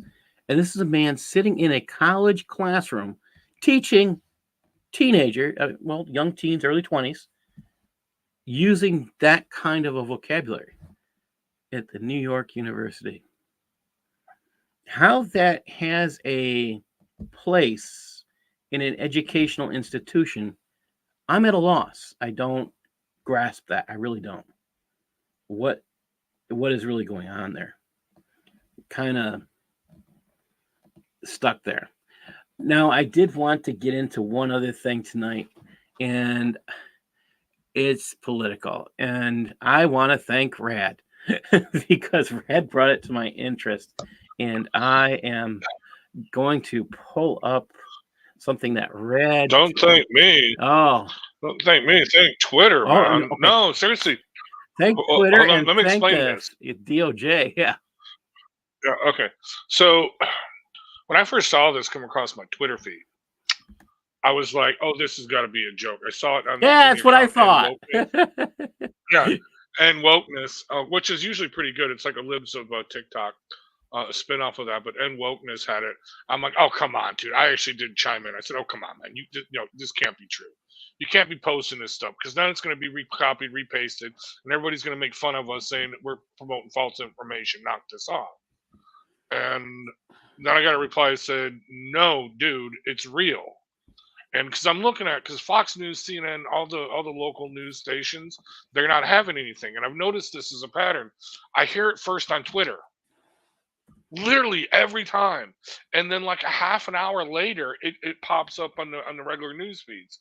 So I'm like, okay, so I go and search it. Sure enough, I come up with the Washington Post article, New York Times, USA Today. And I'm like, okay, but they're not showing the document. So then I found it on pbs.org where they actually showed the document. And I just did a search for remembering, and it came right up to that section. I'm like, you have got to be kidding me. And Twitter is now exploded, dude. The lefties have actually started a hashtag called Biden exonerated. They actually think this exonerates Joe Biden. Oh boy. All right. So yeah, go ahead. Let's tell it. So the story is, please, this is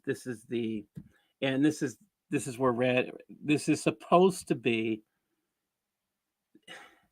This is the way this is supposed to be the DOJ investigation of Biden's illegal possession. I'm saying illegal. He is not and never was the president of the United States until he took office, which means the possession that he had of these top secret files were not legal. As president of the United States, he could declassify things. As vice president, he has no ability to do that. Even a president taking things off site is a legal way for him to declassify. What do I mean by legal? There's no stated method to declassify anything, except for the president has the permission. He's the one who has the authority to do that. So his taking stuff off site can be viewed as declassification. Oh, and again, there's nothing documented about the process. All right, for the president's process. By everybody else, they have steps they have to follow. Now, if you all remember James Comey, who came out to protect Hillary Clinton, and you'll remember how he lied. He told the people she didn't know any better. She didn't have intent. Bad news for James Comey. He lied about the law. The law about these documents, there's nothing in there about intent. I read this over and over again to double check because I was reading, people were saying there's nothing in there about intent. I went back and I looked. So let's talk about why they say Joe Biden didn't have any intent. But again, there's nothing. The law states if you do these things, there's nothing about intent. If you did them, you violated the law. The FBI, the special investigators, are saying Joe didn't have any intent. Do you want to know why he doesn't have any intent? Right. Yeah. This is the funny part. I'm going to share this. So don't take our word for it. Do you want to go farther back, Red, or do you want me to start about here? I was just kind of mind numbed when I did this. No, that's good. I haven't read the whole thing, so yeah. Like I haven't either. Just dropped it. Go ahead. This is all right. Listen to this. Mr. Biden wrote his 2017 memoirs with the help of a ghostwriter. In a recorded conversation with his ghostwriter in 2017, about a month after he left office, Mr. Biden said, while referencing his 2009 Thanksgiving memo, that he had just found all the classified stuff downstairs. Ooh. At a time, he was renting a home in Virginia, where he met his ghostwriter to work on his second memoir. Downstairs from where they met was Mr. Biden's office, where he stored his papers. He moved out of Virginia home in 2019, consolidating his belongings in Delaware, where FBI agents later found marked classified documents about the Afghanistan troop surge in his garage. Evidence supports the inference that when Biden said in 2017 that he had just found all the classified stuff downstairs in Virginia, he was referring to the same marked classified documents about Afghanistan that the FBI agents found in 2022. So again, he is vice president. He did not legally have the right to take these stuff. So yeah, he knew. He knew they were Yeah. classified documents. Yes. I mean, I'm not going to say people don't work on things from home. I'm saying that he didn't have a right to store things where he was storing them. I think there's No, probably some. this stuff cannot be taken out of the White House, and it can Oh, only be left in a skiff, okay, that's in okay. a That's secure it. area. Yeah, Mhm. where you can't. Yeah, only the president can take it out in his office, in his presence, and can take it up to the personal residence. Okay, that's only the president. But anyone else, they have to look at it in a special skiff, a special classified area where nobody has access to except these special people, and they can't take anything in with them. No pens, no papers, no nothing. Okay, that's why Wow. that's why it was a big deal when Biden actually was one of the ones they outed that CIA officer because he had to go into the skiff multiple times because he kept probably forgetting the dude's name. Seriously, he probably kept forgetting the CIA officer's name that they outed. Okay, and that's why he had to keep going into the skiff to reference those same documents. That probably explains that. That's why he had to go in there multiple Yeah. times to get the name. But anyway, go ahead. I'm sorry. Go ahead. Okay. This gets worse, guys. Evidence supports the inference that when Mr. Biden said in 2017 he just found all the classified stuff downstairs, he's referring to that same marked classified documents about Afghanistan the FBI agents found in 2022 in his Delaware garage. Nevertheless, we do not believe the evidence is sufficient, as jurors would likely find reasonable doubt for one or more of several reasons, both when he served as vice president and when the Afghanistan documents were found in Mr. Biden's Delaware garage in 2022.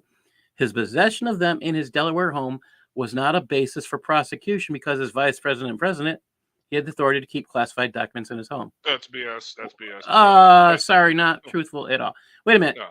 He didn't have these documents when he was president. Right. He had them from when he was VP, and he didn't have. No, see, that's misinformation. He wasn't VP. Yeah, he wasn't VP when he had him in his possession. Yes. And then it's worse. As VP, he doesn't have. I mean, I don't. This is the part I'm not sure about. As VP, if he took them as VP, he was no longer VP. He couldn't legally have them on his person. I mean, if he was allowed that, I don't see that. I mean, he's had them for a good number of years. And it says he had authority to keep classified documents in his home. The best case for charges would rely on Mr. Biden's possession of the Afghanistan documents to his Virginia home on February 2017 when he was a private citizen. Wait a minute. He's not. He's not vice president. He's not president. Okay. He was told when he told his ghostwriter he had just found classified material. Oh, he's kind of doesn't know he has it? Several defenses are likely to create reasonable doubt as to such charges. For example, Mr. Biden could have found, it's not President Biden, it's Mr. Biden, could have found the classified Afghanistan documents at his Virginia home in 2017 and then forgotten about them soon after. This could convince some reasonable jurors that he did not retain them willfully. Again, the law has nothing in there about intent. When Biden told his ghostwriter about finding all the classified stuff downstairs, his tone was matter of fact. For a person who had viewed classified documents nearly every day for 8 years as vice president, including regularly in his home. And you hear this again. Notice they keep mentioning regularly in his home. Finding classified documents at home less than a month after leaving office could have been an unremarkable and forgettable event. Unremarkable. You have something. But he said that he knew them. There. Yeah, but he said that he knew them, and he took them with him to his Delaware home, where he stored them next to his Corvette in a garage in boxes. Yeah, this is what we're getting into. The classified Afghanistan documents didn't come up again in Biden's dozens of hours recorded conversations with a ghostwriter in his book. And the place where the Afghanistan documents were eventually found in Mr. Biden's Delaware garage in a badly damaged box surrounded by household stuff suggests the documents might have been forgotten. In addition, Mr. Biden's memory was significantly limited, both during his recorded interviews with the ghostwriter in 2017 and Wow, in so his he was interview. in Yes. mental decline in 2017. Yes. Wow. And in his interview with our office in 2023. And his cooperation with our investigation. So they went back. This is the point that people need to pay attention to. They went back and they got the recorded interviews from the ghostwriter to verify this man had dementia in 2017. So the FBI, or the OIG in charge of this case, the special investigator, got these audio tapes, at the very least audio tapes, that reveal Biden has dementia or diminished capacity when he ran for office against President Trump. And that's why he ran from his basement. Keep thinking about that. That's what this is saying. And his cooperation with our investigation included by reporting to the government that the Afghanistan documents were in his Delaware garage will likely convince some jurors that he made an innocent mistake rather than acting willfully, that is, with intent to break the law, as the statute requires. It does not require that. That is a lie. Wait, stop right there. Well, let's say it does. Then how are they going to convict Trump on the same thing? Well, how are they going to convict him? Trump was president when you hold that office, your title never goes away as president. Right. But if they're saying that the standard is that these documents, because they do have that one recording where Trump brags to the reporter saying, this is all classified, right? These are classified documents. I could have declassified them. Isn't that right? And he's talking to one of his staffers. I could have declassified them then. And she's like, yeah, you could have. It's like, but I can't now, right? They're classified. And they acknowledge, yes, those are classified documents. So he's like, but look right here in these classified documents that I can't, no. So he was an idiot. Okay. So I think he was baiting them. I think this is all baiting. Because legally, if he takes them off site, that's a form of declassification. Well, and that's an actual discussion. Either way, the point is, how are you going to prove now that Trump, intentionally meant to break the law? Oh, it gets better. What I mean? You ready? Yeah, go ahead. Yeah. Okay. Trump didn't pack any of those documents. Well, that's another thing, too. Yeah. None of those documents were packed by Trump. None of those documents were unpacked by Trump. They were packed and unpacked and reviewed repeatedly by, the National Archives. And the National Archives asked for some stuff. He returned it to them. They asked him to fix things, and how things should be secured. He did that. So they said everything was secure. They had no problems. All of a sudden, the FBI gets involved, and they want to make a circus. But again, his moving things off site is a form of declassification, which has been an accepted form for decades. Let's keep going. Biden's memory, I like this part, significantly limited. This is the guy in charge as president of the United States. Another viable defense is that Mr. Biden might not have retained the classified documents in his Virginia home at all.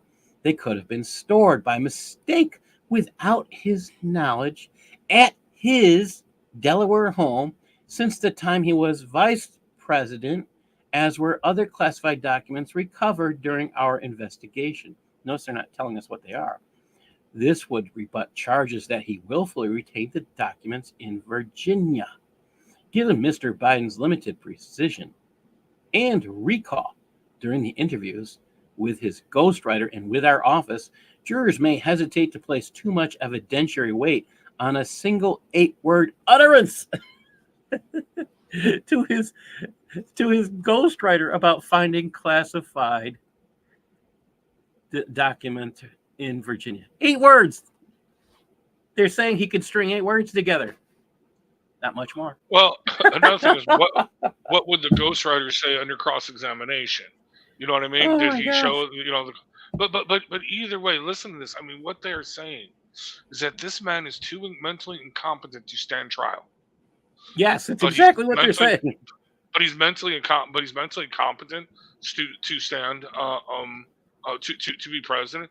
Even I'm looking at the Twitter feed, the Twitter stuff going on. Well, actually, he's delivering remarks right now. We should tune into that maybe. But there's so much going on here. President of the United States is training. Here we go. Because what's his name? Ted Cruz. Truly astonishing. The U.S. Department of Justice formally laying out evidence that the sitting president of the United States is not competent to stand trial. He cannot remember when he was vice president, but this man has the nuclear codes. Yeah, that's coming up in here. Okay, in addition to the shortage of evidence, in addition to the shortage of evidence, there are other innocent explanations for documents. The part where he doesn't know what year it was, that just kind of blew my mind, and that he didn't know when here we go. We also considered that at trial, Mr. Biden would likely present himself to a jury, as he did during our interview, as a sympathetic, well-meaning elderly man with poor memory. Based on our direct interactions with and observations of him, he is someone for whom many jurors will want to identify reasonable doubt. It would be difficult to convince a jury that they should convict him, by then a former president well into his 80s, of a serious felony that would require a mental state of willfulness. Wait, stop right there. They're not going to prosecute till after he leaves office. Did you catch that? Right. Well, that's what I was just going to go. What do you mean by then a former president? Okay. Are they saying he has no chance of winning 2024? You know what I'm saying? I mean, yeah, they're already kind of writing this off like, yeah, dude, this is your death now. This is the writing on the wall. You need to leave, and you need to leave now. I swear, everyone in this administration, everyone, including his family, his corrupt, vile wife and her fishnet stockings, his son, his corrupt crackhead son, every one of them needs to be prosecuted for elder abuse. This is elder abuse. You know what I mean? Yes, that's what I've been saying for a long time. They all need to, the entire West Wing needs to be charged with elder abuse and put in jail today. That's exactly what should happen. There's a part in here. We conclude the evidence is not sufficient to convict. We decline to recommend prosecution. Why? Because they said the man's in his 80s and he can't do more than 8 words together without assistance. Without assistance. I mean, this is a 388-page document, and I've only read a small piece of this to you. I put the link in the chat room, so everyone should go and download this before they hide it. Because I'll tell you this, I went to the site that Rad shared with me, where this document, where the link to this document was. I clicked on it. I got there, and then all of a sudden, I told Rad, look, I clicked on it, then it disappeared. And I had to go back to the original link because I couldn't get it to refresh on my computer. Oh, really? No, it wouldn't refresh. I mean, all right, well, I got to download it. It took me to another site. Oh, I'm sure they're going to try and memory hold this. But here's the funny thing, dude. CNN, go to CNN's site, dude. Here, let me pull it up here. Well, there's MSNBC is still trying to run cover. MSNBC, their little page 2 or column 2 or B column on Biden. Of course, the A column or column 1 is all about Trump. But the middle column here, Biden retained disclosed classified documents, but will not be charged, special counsel says. They're kind of burying the lead on this one. They're kind of leaving out some key information here. But here's what CNN says. Takeaways from scathing report. Takeaways from scathing report into Biden's handling of classified documents. The special counsel didn't charge Biden with crimes, but did paint a picture of a forgetful president who failed to protect highly sensitive info. So it looks like the only one who's still defending him for now is MSNBC. But even that, I'm sure, no, they're losing it. So I believe what they're going to. I believe what they're going to do is they're going to remove him from office before the election, and that is, in that respect, they will. I can't see them making Kamala president. I just can't. Dude, she is second in line. She's the VP. I mean, Oh, okay, but who's third? Well, see, that's the thing. That's the Republican. That's the Yes. honestly, if I was a diabolical Republican who was Speaker of the House, yeah, yeah. Well, we can't say what I would do, but anyway, no, seriously. How are they going to get rid of Camel Toe? Oh, sorry. How are they going to get rid of Kamala? I mean, no, they Same can't. reason they get rid of same reason they get rid of Biden. They're going to say she's incompetent too. Yes. Well, yeah, I actually at least Biden has old age and senility for his stuff, but how are they going to? I don't see that happening. See, this is the scary I have part. a possibility to say it, but I don't want to be too crass. Well, if you know her history, there are certain reasons to think that some things may have made her that silly fool that and given her reasons. Yeah, dude, I swear to you, I watch her and she's stoned half out of her gourd most of the time. She's smoking. She could be the one that they're thinking is the one is the reason why the cocaine was there. Yeah, that could be another. Yeah, okay, so they can get rid of that on drug abuse. That would be interesting, but then they're going to make now. Democrats won't go for that. They're not going to make a Republican. This is scary. I don't think they get a choice. I think this is the part where if the DOJ did its job, if the Secret Service had been doing its job, it would have done two things. Number one, it would insist that the medical professional who said Joe is the same as he was so many years ago got fired. Number one. Okay. Because he needed to tell everybody, yes, Joe has dementia. And he didn't do that. He violated America's trust. Okay, fire him, get him ready for trial, because that was a treasonous action against the people of the United States. Not necessarily against the government, but against the people of the United States. Now, you take Joe, you get him evaluated at the local hospital for his mental health needs. Then you arrest his wife. You arrest the people in the West Wing who have no doubt that this man is not in charge. Oh, and then it gets better. This is where the Democrats are going to go nuts. See, when they start arresting the people in the West Wing, they're going to have to ask who's really making the choices here. They're going to be interviewing everybody. Who tells you what to do? Well, there's a guy that lives down the street. His first name starts with O. I mean, his last name starts with O. I think someone's going to vacate the country if they follow this procedure. Something to think about. If you hear of somebody leaving the country abruptly, you'll know why. That could be. No, I think the more realistic situation is that, well, one of two things is going to happen. Republicans actually do not want to remove Biden. They actually want him to run. They want him to be the candidate. So they'll have him in Kamala. They could win against Kamala easy too. Or Kamala either. Kamala's not going to run. She lucked into it to become. No, the reason why Kamala Harris is vice president is because that is impeachment proof for Joe Biden. That's exactly why Joe Biden was picked. Yes. Exactly. Impeachment proof. Okay. That's why Nixon picked Spiro Agnew. And that was the problem with Trump actually picking what's his name? Pence.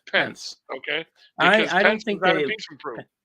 Yeah, Pence. Nobody wanted Pence. I wouldn't say impeachment proof. There is. Well, no, Pence was the moderate. Unfortunately, he hired what I would call a poison pen. Is what I would call him. Well, yeah, but he was the moderate. He was the one that would back the moderate backbone of the party. Okay. Yeah. Believe it or not, the backbone of the party is the moderate. They are the ones that are somewhat still in control. Okay, but that's beside the point. Anyway, so here's my thing. Here's how I think this is going to play out. Nobody wants Kamala to be president. Not even the Democrats. That would be disastrous because that would mean World War III. Because the Chinese would look at it like, this crazy? No, we're gonna take Taiwan. We're gonna go on a rampage. Putin would be like, really? No, this ain't happening. I already know. She's like, just stop. Just please don't do it. Can't we all get along? To believe and be unburdened by the past, but not to be burdened by the past, but to look at things as if they are, but never were be. You know what I mean? If you put bongos to it, it kind of makes sense. Okay. Anyway. Houston, I have a problem with this statement. but Democrats will determine if Biden's allowed to pardon himself. However, if he's been declared mentally incompetent, that doesn't work. Bingo. That's the thing. So I want to get to that. So here's the thing. So I don't. So nobody wants to. I mean, he should be vacated, definitely. But nobody wants that. Okay. The Democrats are doing this because they don't want him to run. They want him to step down before it's too late. But who do they have waiting in the wings? They got Gruesome Newsom, okay, who destroyed California, single-handedly destroyed California. Okay, there is no way he could possibly win, especially with this last interview where he said Joe Biden is on top of it. Man, when I see the mental acuity, when I see the moves that he's making, I can't keep up with him. He's just such a genius. And then we play this stuff. I think it's almost word for word what he said. Exactly. No, that's what he did. And I'm old school. That's loyalty. That's how I am. So he's out. Okay. You got Michelle Obama, where they were floating there, but Michelle has actually said, "Are you crazy? I don't know. I don't want no part of this." So she's kind of out. Okay. Can't bring Barack in. I mean, unless That'd they be illegal sucker because Michelle. he would be serving a third term like he already did. Right. Yes. Unless they sucker Michelle in, I mean, I could see that happening as a last minute. Well, they haven't confirmed whether it's Michael or Michelle that would be running, but I'm sorry, yeah, Big Mike. You know, I never used to Mike, believe yeah. that. Yeah, I never used to oh, believe I that. watched. But, You know what got me was the believe it or not, I was watching what's her name? The show she was on where Too Much was showing. yeah, I've seen a few of those, and it's not yeah, AI. like This is even before the AI stuff. Yeah. Yo, way before it. Oh my gosh, I was watching that show on the TV. What's her name? I can't think of her name now. Look at her shoulders. Look at the way she carries. Look at the way she stands. Well, that was it's not like and I think Joan Rivers was 100% right, and that's why she disappeared. And she died a few weeks later. She died like she died like the next week, I think. Yeah, she was gone really quick. But anyway, so I don't. So I just don't see that. So here's what I see. What's going to happen though? Okay, I see they're going to keep him into the primaries, and then they'll choose someone, but who? I don't know who. Michelle is the top pick from everyone, but I don't even see that working. I don't see that happening. No. Gruesome Newsom, it can't be because he's already embarrassed himself. You know who's trying to claim that already, right? Gay Pete? Who? Hillary is trying to claim that headstone again. Oh, that could. Oh, yeah, they could bring her back. She's already attempting to do that, so she's out there making a stand now. And that would be interesting. 2016 Hillary and Trump rematch. Ding. Yeah, ding. I think that's exactly what she's intending. So I think she's got something in the works.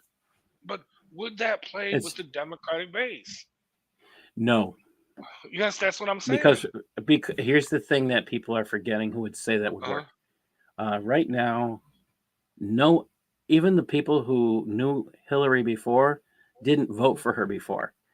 So they don't like her. They didn't like her. If she actually would share her medical history of Parkinson's, which I believe she has from everything I've seen that's documented, and they'd want to know if she's on medicine now that made her susceptible to suggestions like she was when she ran for office.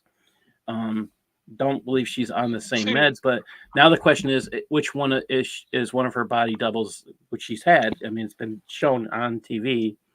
So yeah. We gotta get rid of these old farts. I am sorry. We need some young blood in there. Like I said, dude, DeSantis I think was the best pick. But anyway, he dropped out, so he wimped out on me. But Vivek, I actually like Vivek too. Vivek, I think, should definitely be in administration. He would be killer, dude. I like Jordan. I would have liked to have seen him go in, but he's not interested. I think Jordan's the kind of guy. He's got too much baggage. Are you talking about Jim Jordan? Yeah, I like him. Yeah, he's got too much baggage with that whole wrestling sex scandal thing. Oh, that I'm not aware of. Yeah. Oh no, so No, he was a wrestling coach at some high school. Actually, it was a prestigious high school. They had a prestigious wrestling team, and I guess, or maybe it was a college. But I guess one of the wrestling coaches, the head coach, was sexually molesting the players or the students, Oh, and he knew about it. No, it is documented that he knew about it and said nothing. He did not report, and so he's part of kind of a cover up. So no, that is actually documented. But so yeah, he's got some serious baggage. But either way, it's going to be interesting, and it's very scary. Could be Mike Johnson then. I don't know. I mean, here's the thing: if they put Kamala in office and they declare her incompetent, Mike Johnson becomes the president. Well, no, she just picks her own vice president. No. If she hasn't picked her vice president, that's what I'm getting at. If she has yet to pick her vice president, she gets declared incompetent. See, they would have to get rid of her first. That's what I'm getting at. Yeah. Yeah, exactly. Which I don't see them doing. But no. Well, so here's another thing. I want Joe Biden to remain, especially now with this, because I guarantee you, he's going to pardon Hunter. He's going to pardon himself. He's going to pardon everyone. Well, another question is, the only thing if the FBI or whoever, the DOJ, wrote this report saying he can only string 8 words together, that's what the FBI has implied. If he's only able to string 8 words together, that's their statement, not mine. Exactly. Oh my! And then his pardons will not work. That's what I'm saying. Yeah.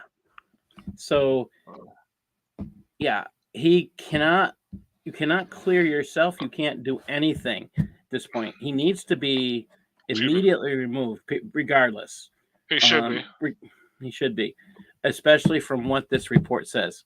It is so damning, I will say that, of this man's mental incapacity to perform at his elected position, that he must be removed. And then the person who's in charge of his medical health must be put on trial and have his license revoked. To the whole family, everyone in that administration that ignored it. I cannot wait to see Jean Claire, whatever, the favorite mophead, lesbian, bisexual, woman of color, historical figure, whatever her name is, the press secretary. I can't wait. Oh, dude, I hope Peter Ducey. She's gonna be gone. She's gonna be like, I'm not taking those questions. Goodbye. You know what I mean? That would be fun to have Peter Ducey ask questions about that. Have you spoken to Mr. Biden? Does he actually string more than 8 words together? Well, no, Peter Ducey actually brought this up in the last press conference, actually last 2. So I don't think she probably won't call on him, but he actually brought this up. He's like, come on, how are you going to convince all these Americans that Joe Biden is mentally competent when he talks to dead people? Because just recently he just did it. Yeah. No, this was just the other day. Yes. Literally, yeah. And she's like, you know what? You all seen him. You all see how the president is. He's on top of it. He's, blah, blah, blah. We can't keep up with him. He's great. Blah, blah, blah. Mm-hmm. And Peter's like, no, really? How are you going to? Yeah. And she just cut him off. And then he asked something else again. Yeah. And then the next day he asked kind of a similar question. She's like, that's it. Have a good day, everybody. And she just left. Or when someone else asked the same question, it's like, that's it. I'm not answering that.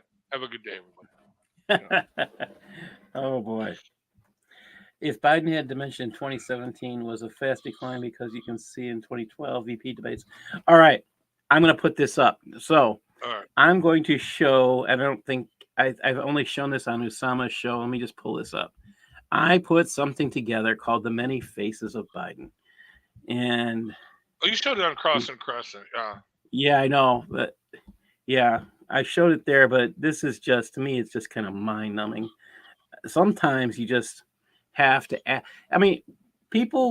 conspiracies are conspiracies because nobody, when you check them out and they become factual, it doesn't change the word conspiracy. All right. You can have a real conspiracy. It can exist. And that's the thing that should be mind numbing. Here we go. This is the part when I started looking at things, I started asking, has anybody done a comparison picture?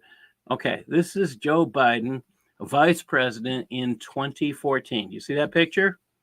All right, so I blew up his picture a little bit. Yeah, let me get the mouse. All right. That's him. All right, wait a minute. Take a look. That's him, 2014. Here's his side view. All right. 24, that's 2012. All right. Notice the age in 2 years. All right. Now, 2020. Does that look like the same guy? No.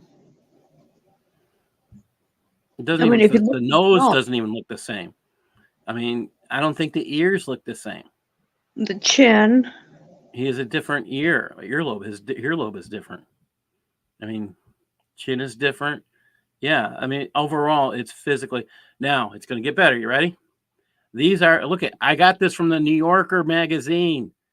All right, NewYorker.com, 2014 is on the right. Okay, and the October 2020. That's that's a primary debate. How about this one? 2020. Are these even the same people? I don't. That's Joe Biden there.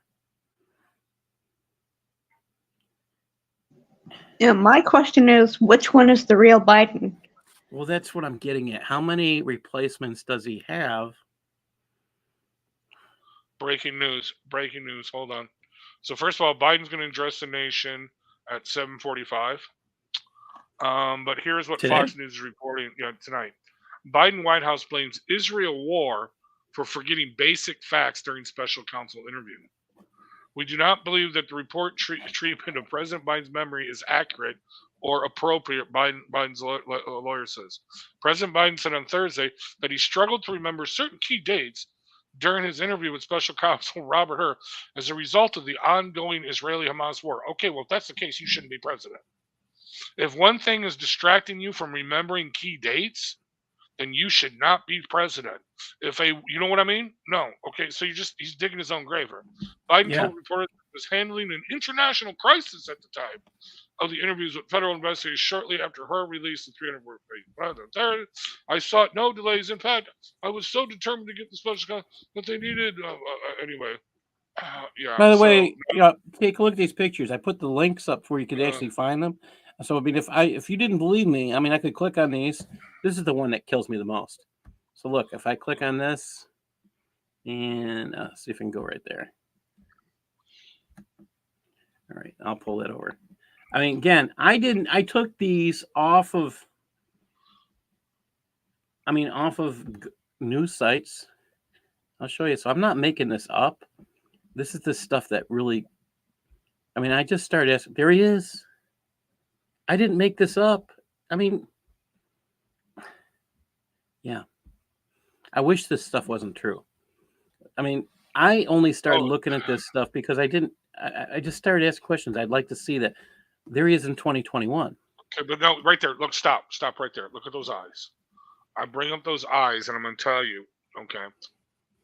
All right. I remember, okay, watching the first debate with him and Donald Trump. That was a complete disaster on both ends. Okay, at a local Republican fundraiser. Okay, at this sports bar. Okay, for local Republicans. So they had it on really high def TVs, and everyone is like, "What is up with?" Can you hear me? Yeah, I think we just lost you for a second. You're back. Okay. But anyway, everybody, I remember multiple people commented and said, "What is up with the dude's eyes? They were extremely wide and extremely a deep, piercing blue. They didn't look gray like this. I mean, they were bright, almost glowing blue. Okay, and everybody was like, "This dude, what is he on drugs?" You know what I mean? Okay, yeah. I'm just saying, dude, and it's been rumored. I mean, high level rumors. They pumped this dude full of amphetamines, okay, just to get him out there to say something. Okay? Yeah, and that's. But you can only do that for so long. Yeah. So look at this is 2021. They don't have the same nasal structure. They don't have the same chins. They don't have the same earlobes.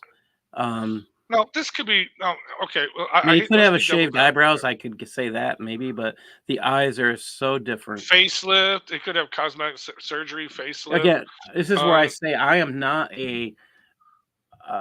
I'm not a. The people who do the oh, who do facial recognition software. I think that's what needs to be run on stuff like this. I just don't have that knowledge, but it makes me question oh, what's going on. yeah, All you'd right, have to put that through a how really about good that guy? one. Yeah, no, these are different people. I mean, how many doubles? How many people go around with his voice? I mean, I don't. I have lots of questions. I mean, there was one where he had a microphone, one of the debates where he had a microphone telling him what to say and do. And I'm not sure if the microphone was actually a speaker. I mean, I'm now asking that question because these are Well, all different people. here's another thing. Okay, if you notice when you listen to his speeches, they alter his voice on the microphone. They put an echo to it. They put a reverb to it. Okay, and no, so they make it more boisterous, more but then he gets all angry, and they have to readjust it because that's I mean all of a sudden they'll get reverb and they'll get real bad echo when he starts shouting. No, seriously, you can listen to it. Yeah, And well, yeah. I don't know. That's a You've noticed sign that, yeah. of it's a sign of dementia when he does that, and that's Yeah. and this Vic, but believe it or not, this picture is claimed on the left is claimed to be one of his most recent pictures. I honestly believe that's from his VP days That's what it looks like, right? because that's the first picture I've seen that actually looks like the 2014, and Yeah. he doesn't look like he's aged at all. I mean, okay, he could have had a facelift, a nose job, whatever. I don't know. He could have got the earlobes trimmed, whatever. I don't know, but no, you're right. I mean, it's not. Yeah, okay, I'm following. I mean, dude, like I said, I could go either way, but I could see Hmm. it definitely being body doubles. No, That I mean, definitely. that guy is definitely not, and this guy is definitely not. So I'm so sick of it. I'm sick of it. I I, Uh, I only started doing this because I started asking the question, and then I started saying, okay, why can't I look for it myself? So I looked for his VP pictures and pictures that probably wouldn't have been if this is actually happening. I mean, these are things anybody can do now just because the internet's available. So I just have to ask. Yeah, I would not be shocked. I mean, why not? I mean, others do it. We know Reagan had a body double. Saddam Hussein definitely had body doubles. Churchill had a body double. Churchill had a voice double. Did you know that? A lot yeah. of the So speeches that John, yeah, they all. I know they all had them. John, I think uh, you could be right. I'm not. I don't. The one that really throws me is that third guy that looks. I'll put him back up. This is the one that really throws me, and I just don't see this connection as possible. That's the one that really throws me. I don't see that one as yeah, possible. see, that's a The other detached ones I can. earlobe. The one on the Yeah, left, the one on the right is not a detached earlobe. These are two different earlobes. Okay. yeah. So these are the one. This is the one that really throws me, and the fact that somebody could have a body double at a presidential debate is extremely problematic. Well, you Um, know that Churchill actually had a voice double, right? Most of the recordings that you hear of Churchill, especially his famous speeches, those are a voice actor. oh, I didn't know that. Yeah, no, a lot of it is famous because it was real hard to get from. No, this is the speech he would give at Parliament is the same speech that you would hear replayed on the radio. The problem was a lot of times he couldn't get to the BBC radio booth to Oh, record it. Yeah, so they just had a voice actor do it. Okay, so like it's interesting. famous that you hear. Okay, where he says, "We will fight them to the end. We will never surrender." That's a voice actor. Oh, Yeah, and but it sounds just like him. Houston makes a good point. Body double to cover up for Fetterman. I've questioned that, and here's the thing I'm that liking would Fetterman actually too. back this. So I the love the Fetterman. the Go new ahead, sorry. Fetterman, whoever he may be, Fetterman or not, because I'm in the same boat with you, Houston. I I have questions. I don't have any answers. And the same thing with me showing Biden's pictures. I'm not a facial recognition person. I wish I knew someone who had that software and would actually be willing to certify Okay, this is the same person or not the same person. A person who had the ability and the talent to actually make a statement. I we can wish we get had somebody access. doing that. We can get access to the premier facial recognition software if a certain person we know would go and get his private investigator license, like I've been telling him to. No, we can get access. No, it is no. You can, if you're a private investigator, if you're law enforcement, you get access to this. No, it is the premier facial recognition software. It is scary stuff. But anyway, Fetterman. Okay, here's my theory. They don't look the same. They don't look the same at all. I Well, don't physically. I mean, he could be coming back. I mean, I don't have any answers for that one. I've worked with people coming back from things, and I've seen miracles. So I actually have no clue on what to say about Fetterman. well, here's my theory on Fetterman. It's a combination of 2 or 3 things. One, he's recovering from the stroke, so when you recover from the stroke, your brain rewires around the Yeah, decayed material. it's exactly So that's kind of what so I'm saying. Yeah, so it fixed him. It made him normal. Okay, that's one. That's point number it's one. possible. Point number 2. They actually, since they started making him wearing adult men's clothing when he goes to work, because the clothes do make the man. Yeah, Okay, that's true. so he started to have to dress like an adult now. So that did a thing. Also, remember, he was isolated from his crazy wife for several months while he was being treated for depression. They didn't give her access. Remember, it was like 2 or 3 months, right? Boom, and that's actually when the change started happening. Now, here's the funny thing about that. Wifey and him are in trouble, although they did show up together, okay, to be photographed together at some White House gala event just recently. But her Facebook, her Instagram, all the social media stuff has been taken down. Okay, and actually, one of them actually announced this rumor that was announced that she is now marking herself as single. In other words, she's leaving him. Now, think about this for a second. Let's go with your theory of a body double replacement. Okay, his wife is a lefty nutcase. She would not be any part of that. So all of a sudden, if they replace lefty nutcase John Fetterman with a conservative, normal person, John Fetterman, She'd out them. She would out him. yeah, she would out him. She'd be like, "Screw you." You know what I mean? No, I seriously think that whatever happened, I think it was probably a combination of the 3 things. One, his brain started to rewire around the deceased lefty part, which we could brain scan him and we can find out what part of the brain is the lefty brain. We can Oh, that would be good. we can Yeah. we can lobotomize that shit. Anyway, okay?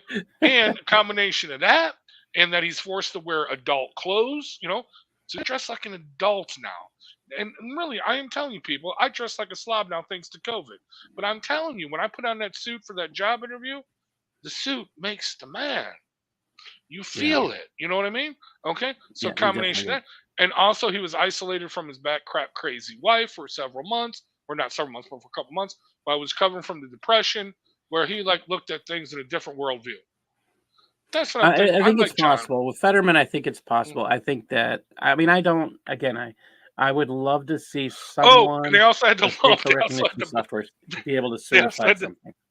They also had the big lump removed from the back of his brainstem, so that could also be key in it too. Yeah. So. Well, the brain surgery, yeah, and there's an expected. So I've actually had worked with someone who went through some. I've seen change in people. So, yeah, you sit there, you wonder, and they talk about a total change. It's possible. I don't think you can physically change someone as much as I've seen with the Biden pictures, but I do think, again, I could be wrong. I'm not telling anybody I'm right because, I mean, it's a theory. It's nothing more. Do I think it can be proven either way? Absolutely. We just need someone who's willing to come out and publicly do it. My big question to everybody is, why is the media not doing that? Because the media is controlled. Because the media knows. No, seriously. They No, know. this is why. Okay, this is why the independent journalism is so important now, and this is why they're trying to crush it. And don't get me wrong, there are independent journalists that get all kinds of crap wrong, and they deliberately do this. Okay, so they can point and say, "Look how stupid you guys are! You believe that conspiracy, wacky conspiracy, Yeah. crazy stuff." Yes. You know what I mean? So you got to watch it. But like, look at right now, Tucker Carlson. By the way, his episode just dropped where he's interviewing Vladimir Putin. That just dropped, so that broke the internet.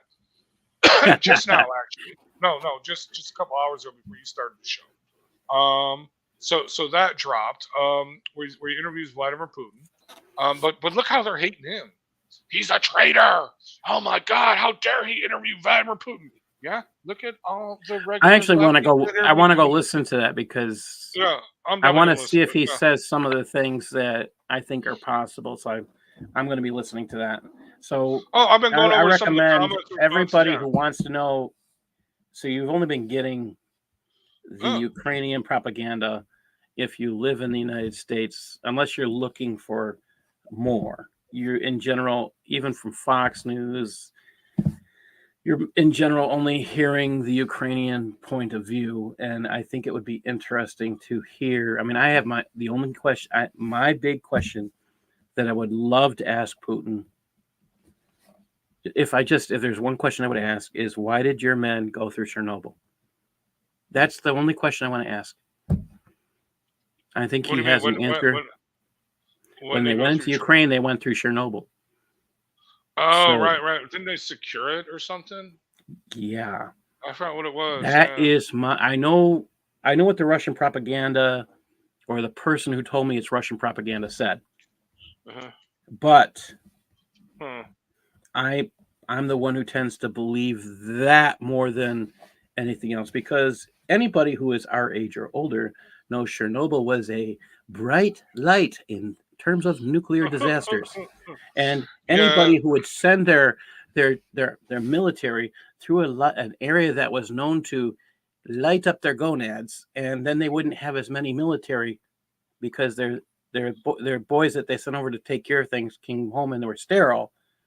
Isn't thinking. What could they retrieve from that? I mean, that's so. They didn't retrieve. Ancient. What I found out, they didn't retrieve. What's your conspiracy theory? I'd be interested to hear. Well, it's on one of the past videos. If you look at, so there was a rumor that the Russians received that in Chernobyl, there's more than one nuclear plant in Chernobyl, and that's something I didn't know. So there's I think there was 3 or 4 in the area, and one of those was being rumored to have a dirty bomb on it. Again, it was rumored that Chernobyl is a dirty bomb. So that they were creating one. That was one of the things. At the same time, in this area, in the particular region, I will say, that we're talking about, it was rumored that there were biochemical weapon warfare stations that were. Actually, no, that's not rumor. Those are ours. Yeah, that's what I'm getting. United States of America. Those are United States of America. We that were being run by. Tell everybody who was run by. CIA. The guy whose name is. No, wait, hold on. No, the Institutes for National Health, aka Fauci. Yes. So that's the other thing there. So one of them was one of these rumors that were, again, I was told were Russian propaganda, was verified fact.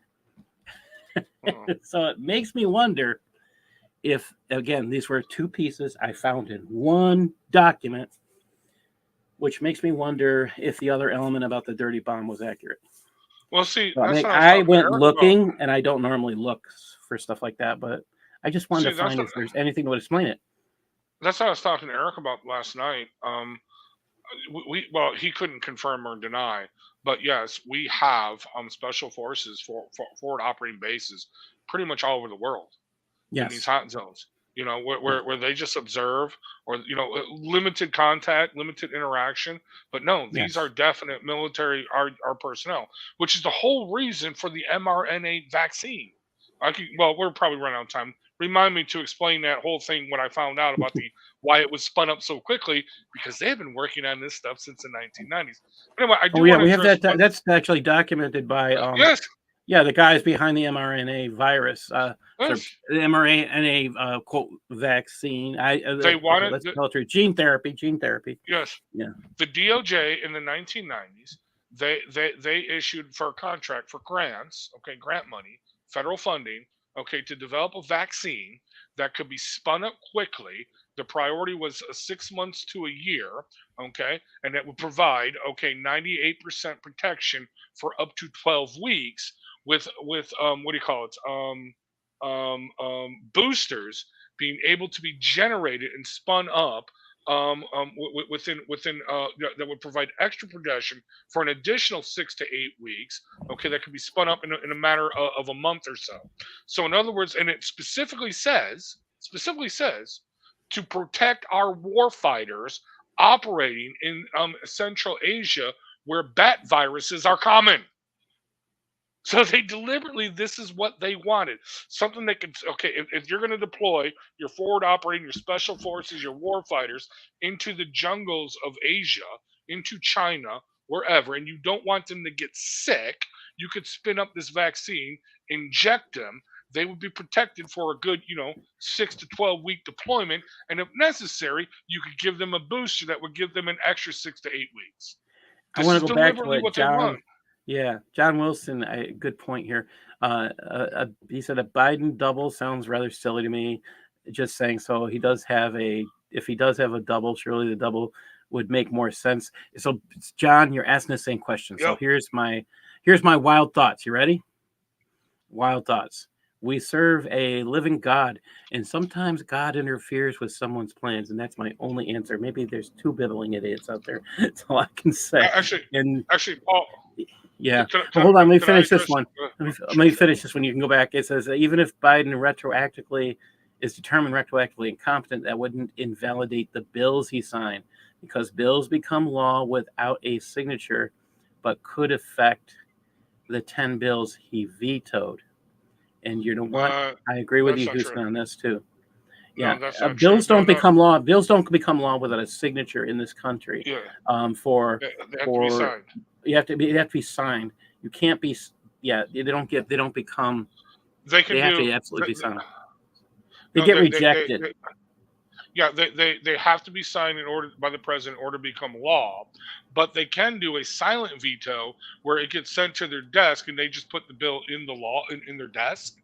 Okay, it's called a desk veto, and if Yes, they don't sign it within like 180 days or something like that, then it's automatically, it's considered a veto. It has to go back to Congress or the Senate to be adjudicated. it's No, a yeah. They did it purposely uh, to draw out the process. That's right, the right. process. Yeah, So that way, yeah. We he appreciate doesn't that. say I actually vetoed. He can just say I forgot.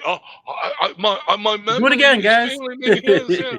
But anyway, Yeah. I do want to address John real quick on a couple things, if you don't mind. He said, I disagree with you, Red. Churchill was a great, wonderful orator, even when he was drunk. Okay, no, you're missing what I said on this. This is historical documented fact. He's Okay, not. Red okay, is not okay. disagreeing with you at all, John. He's agreeing with Back you in the 100%.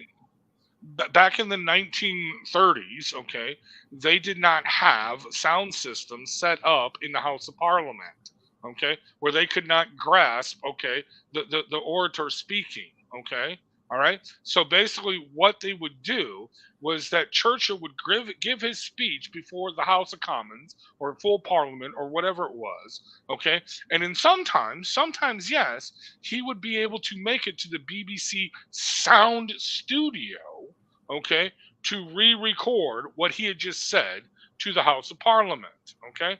But in some cases, actually a lot of cases, that he just couldn't make it because he was busy doing, I don't know, prime minister war things. You know what I mean? He couldn't be, troubled to make the trip. okay, 3 blocks down the road in a horse-drawn carriage or whatever it was, okay, to get to the BBC Sound Studio. So yes, they actually did hire a voice orator, and a lot of the recordings that you hear of his famous speeches, including, I believe, the famous one, "We shall fight them on the oceans, we shall fight them on the seas, we shall never surrender." That one, that recording, even though he did give that speech to Parliament, that one is a recording, okay, that was done by a voice actor in the BBC Sound Studio. Oh, I Okay? didn't know that one. That's one Yeah, of the ones well, I like to okay. listen to. Yeah. Again, I could be corrected on that one, but a lot of his famous speeches are done by a voice actor. Okay, that sounded just like Churchill. Okay, And he right? did give those speeches in person. It Mhm. just later on they were. Not only did he That not only makes a did lot he more give them, he sense. wrote them. Not only did he give them, he Yeah, wrote them. Okay, these were his that's words. Yes, wow. but I wish we had more but men that would do those kind of things. exactly. No, he was brilliant. He was brilliant. Now, one other thing I did want to address. Okay, regarding what you brought up regarding the body double thing. No, hold on. Oh, what you brought up something. I said, well, there could be two idiots out there. I said we have a great God in charge, and Oh, right. somebody No. put Okay. a body double out there, and I said, well, God might have just Okay. decided to have somebody else find their dementia faster. Okay. That's all I Okay. can Okay. say. Here's what I'm thinking. And I've discussed this with other people. I actually think that the whole Biden, the absent-minded president, the senile president, the foolish president, is specifically where seeing the fruits of that. I'm thinking it's made up. I'm thinking it's like the guy from the mob in New York City. He was the head of the Lucchese family. For no, they actually prosecuted under RICO the wrong guy, saying that he was the head of the Lucchese whatever family in New York. Okay, under the famous Five Families RICO case in 1990s. They got the wrong guy. The real head of the Lucchese whatever mob family was this guy, Jimmy the Chin. That was his name, Jimmy the Chin. He walked around in a bathrobe, in pajamas, with a walker, down the streets in Manhattan or Brooklyn or wherever he was at, where he would talk to the pigeons. And he would walk around these wise guys and they would treat him with respect. Da, da, da. Well, they had to follow him for years. Turns out he was the leader of the mob. He just pretended that he was a senile old man, and they finally got him, and they put him in prison. But no, that was his whole thing. Is hey, I'm just a crazy old man. What do I know? But he was the head of the mob. You know what I'm saying? So look at this. Is the fruits of this. You can't prosecute me. I'm too slow, dim-witted, and stupid. See that? But they got him. Right. Oh, Anyway, I want to all say right. thank you, Red. Thanks for joining me. I don't No usually problem, do a brother. lot of political lately, but I miss doing that. That was great. God bless you all for listening and staying with us. Share some of this stuff out because it's mind numbing. And anybody who wants the PowerPoint, just send me an email. I'll send it to you, Baran_research@yahoo.com. If you want any of the things I have done on critical thinking versus Shariah, I'm willing to share all that. I'm hoping to take all this stuff that we've done on critical thinking versus Shariah and create a series of books on the topic. That's my end goal. Next week, I hope that we will be done with G section on the funeral book. And the thing that has me really excited is that means the next week we start on Zakat. So we're going to be talking about jihad. We're going to be talking about Muslims paying other people to become Muslims. And we're going to be talking about a whole slew of things, which I think will be a lot more exciting than I'll say than prayer and taking care of dead people. So 2 weeks, guys, we'll be there. Thank you, Red. God bless everybody. All right.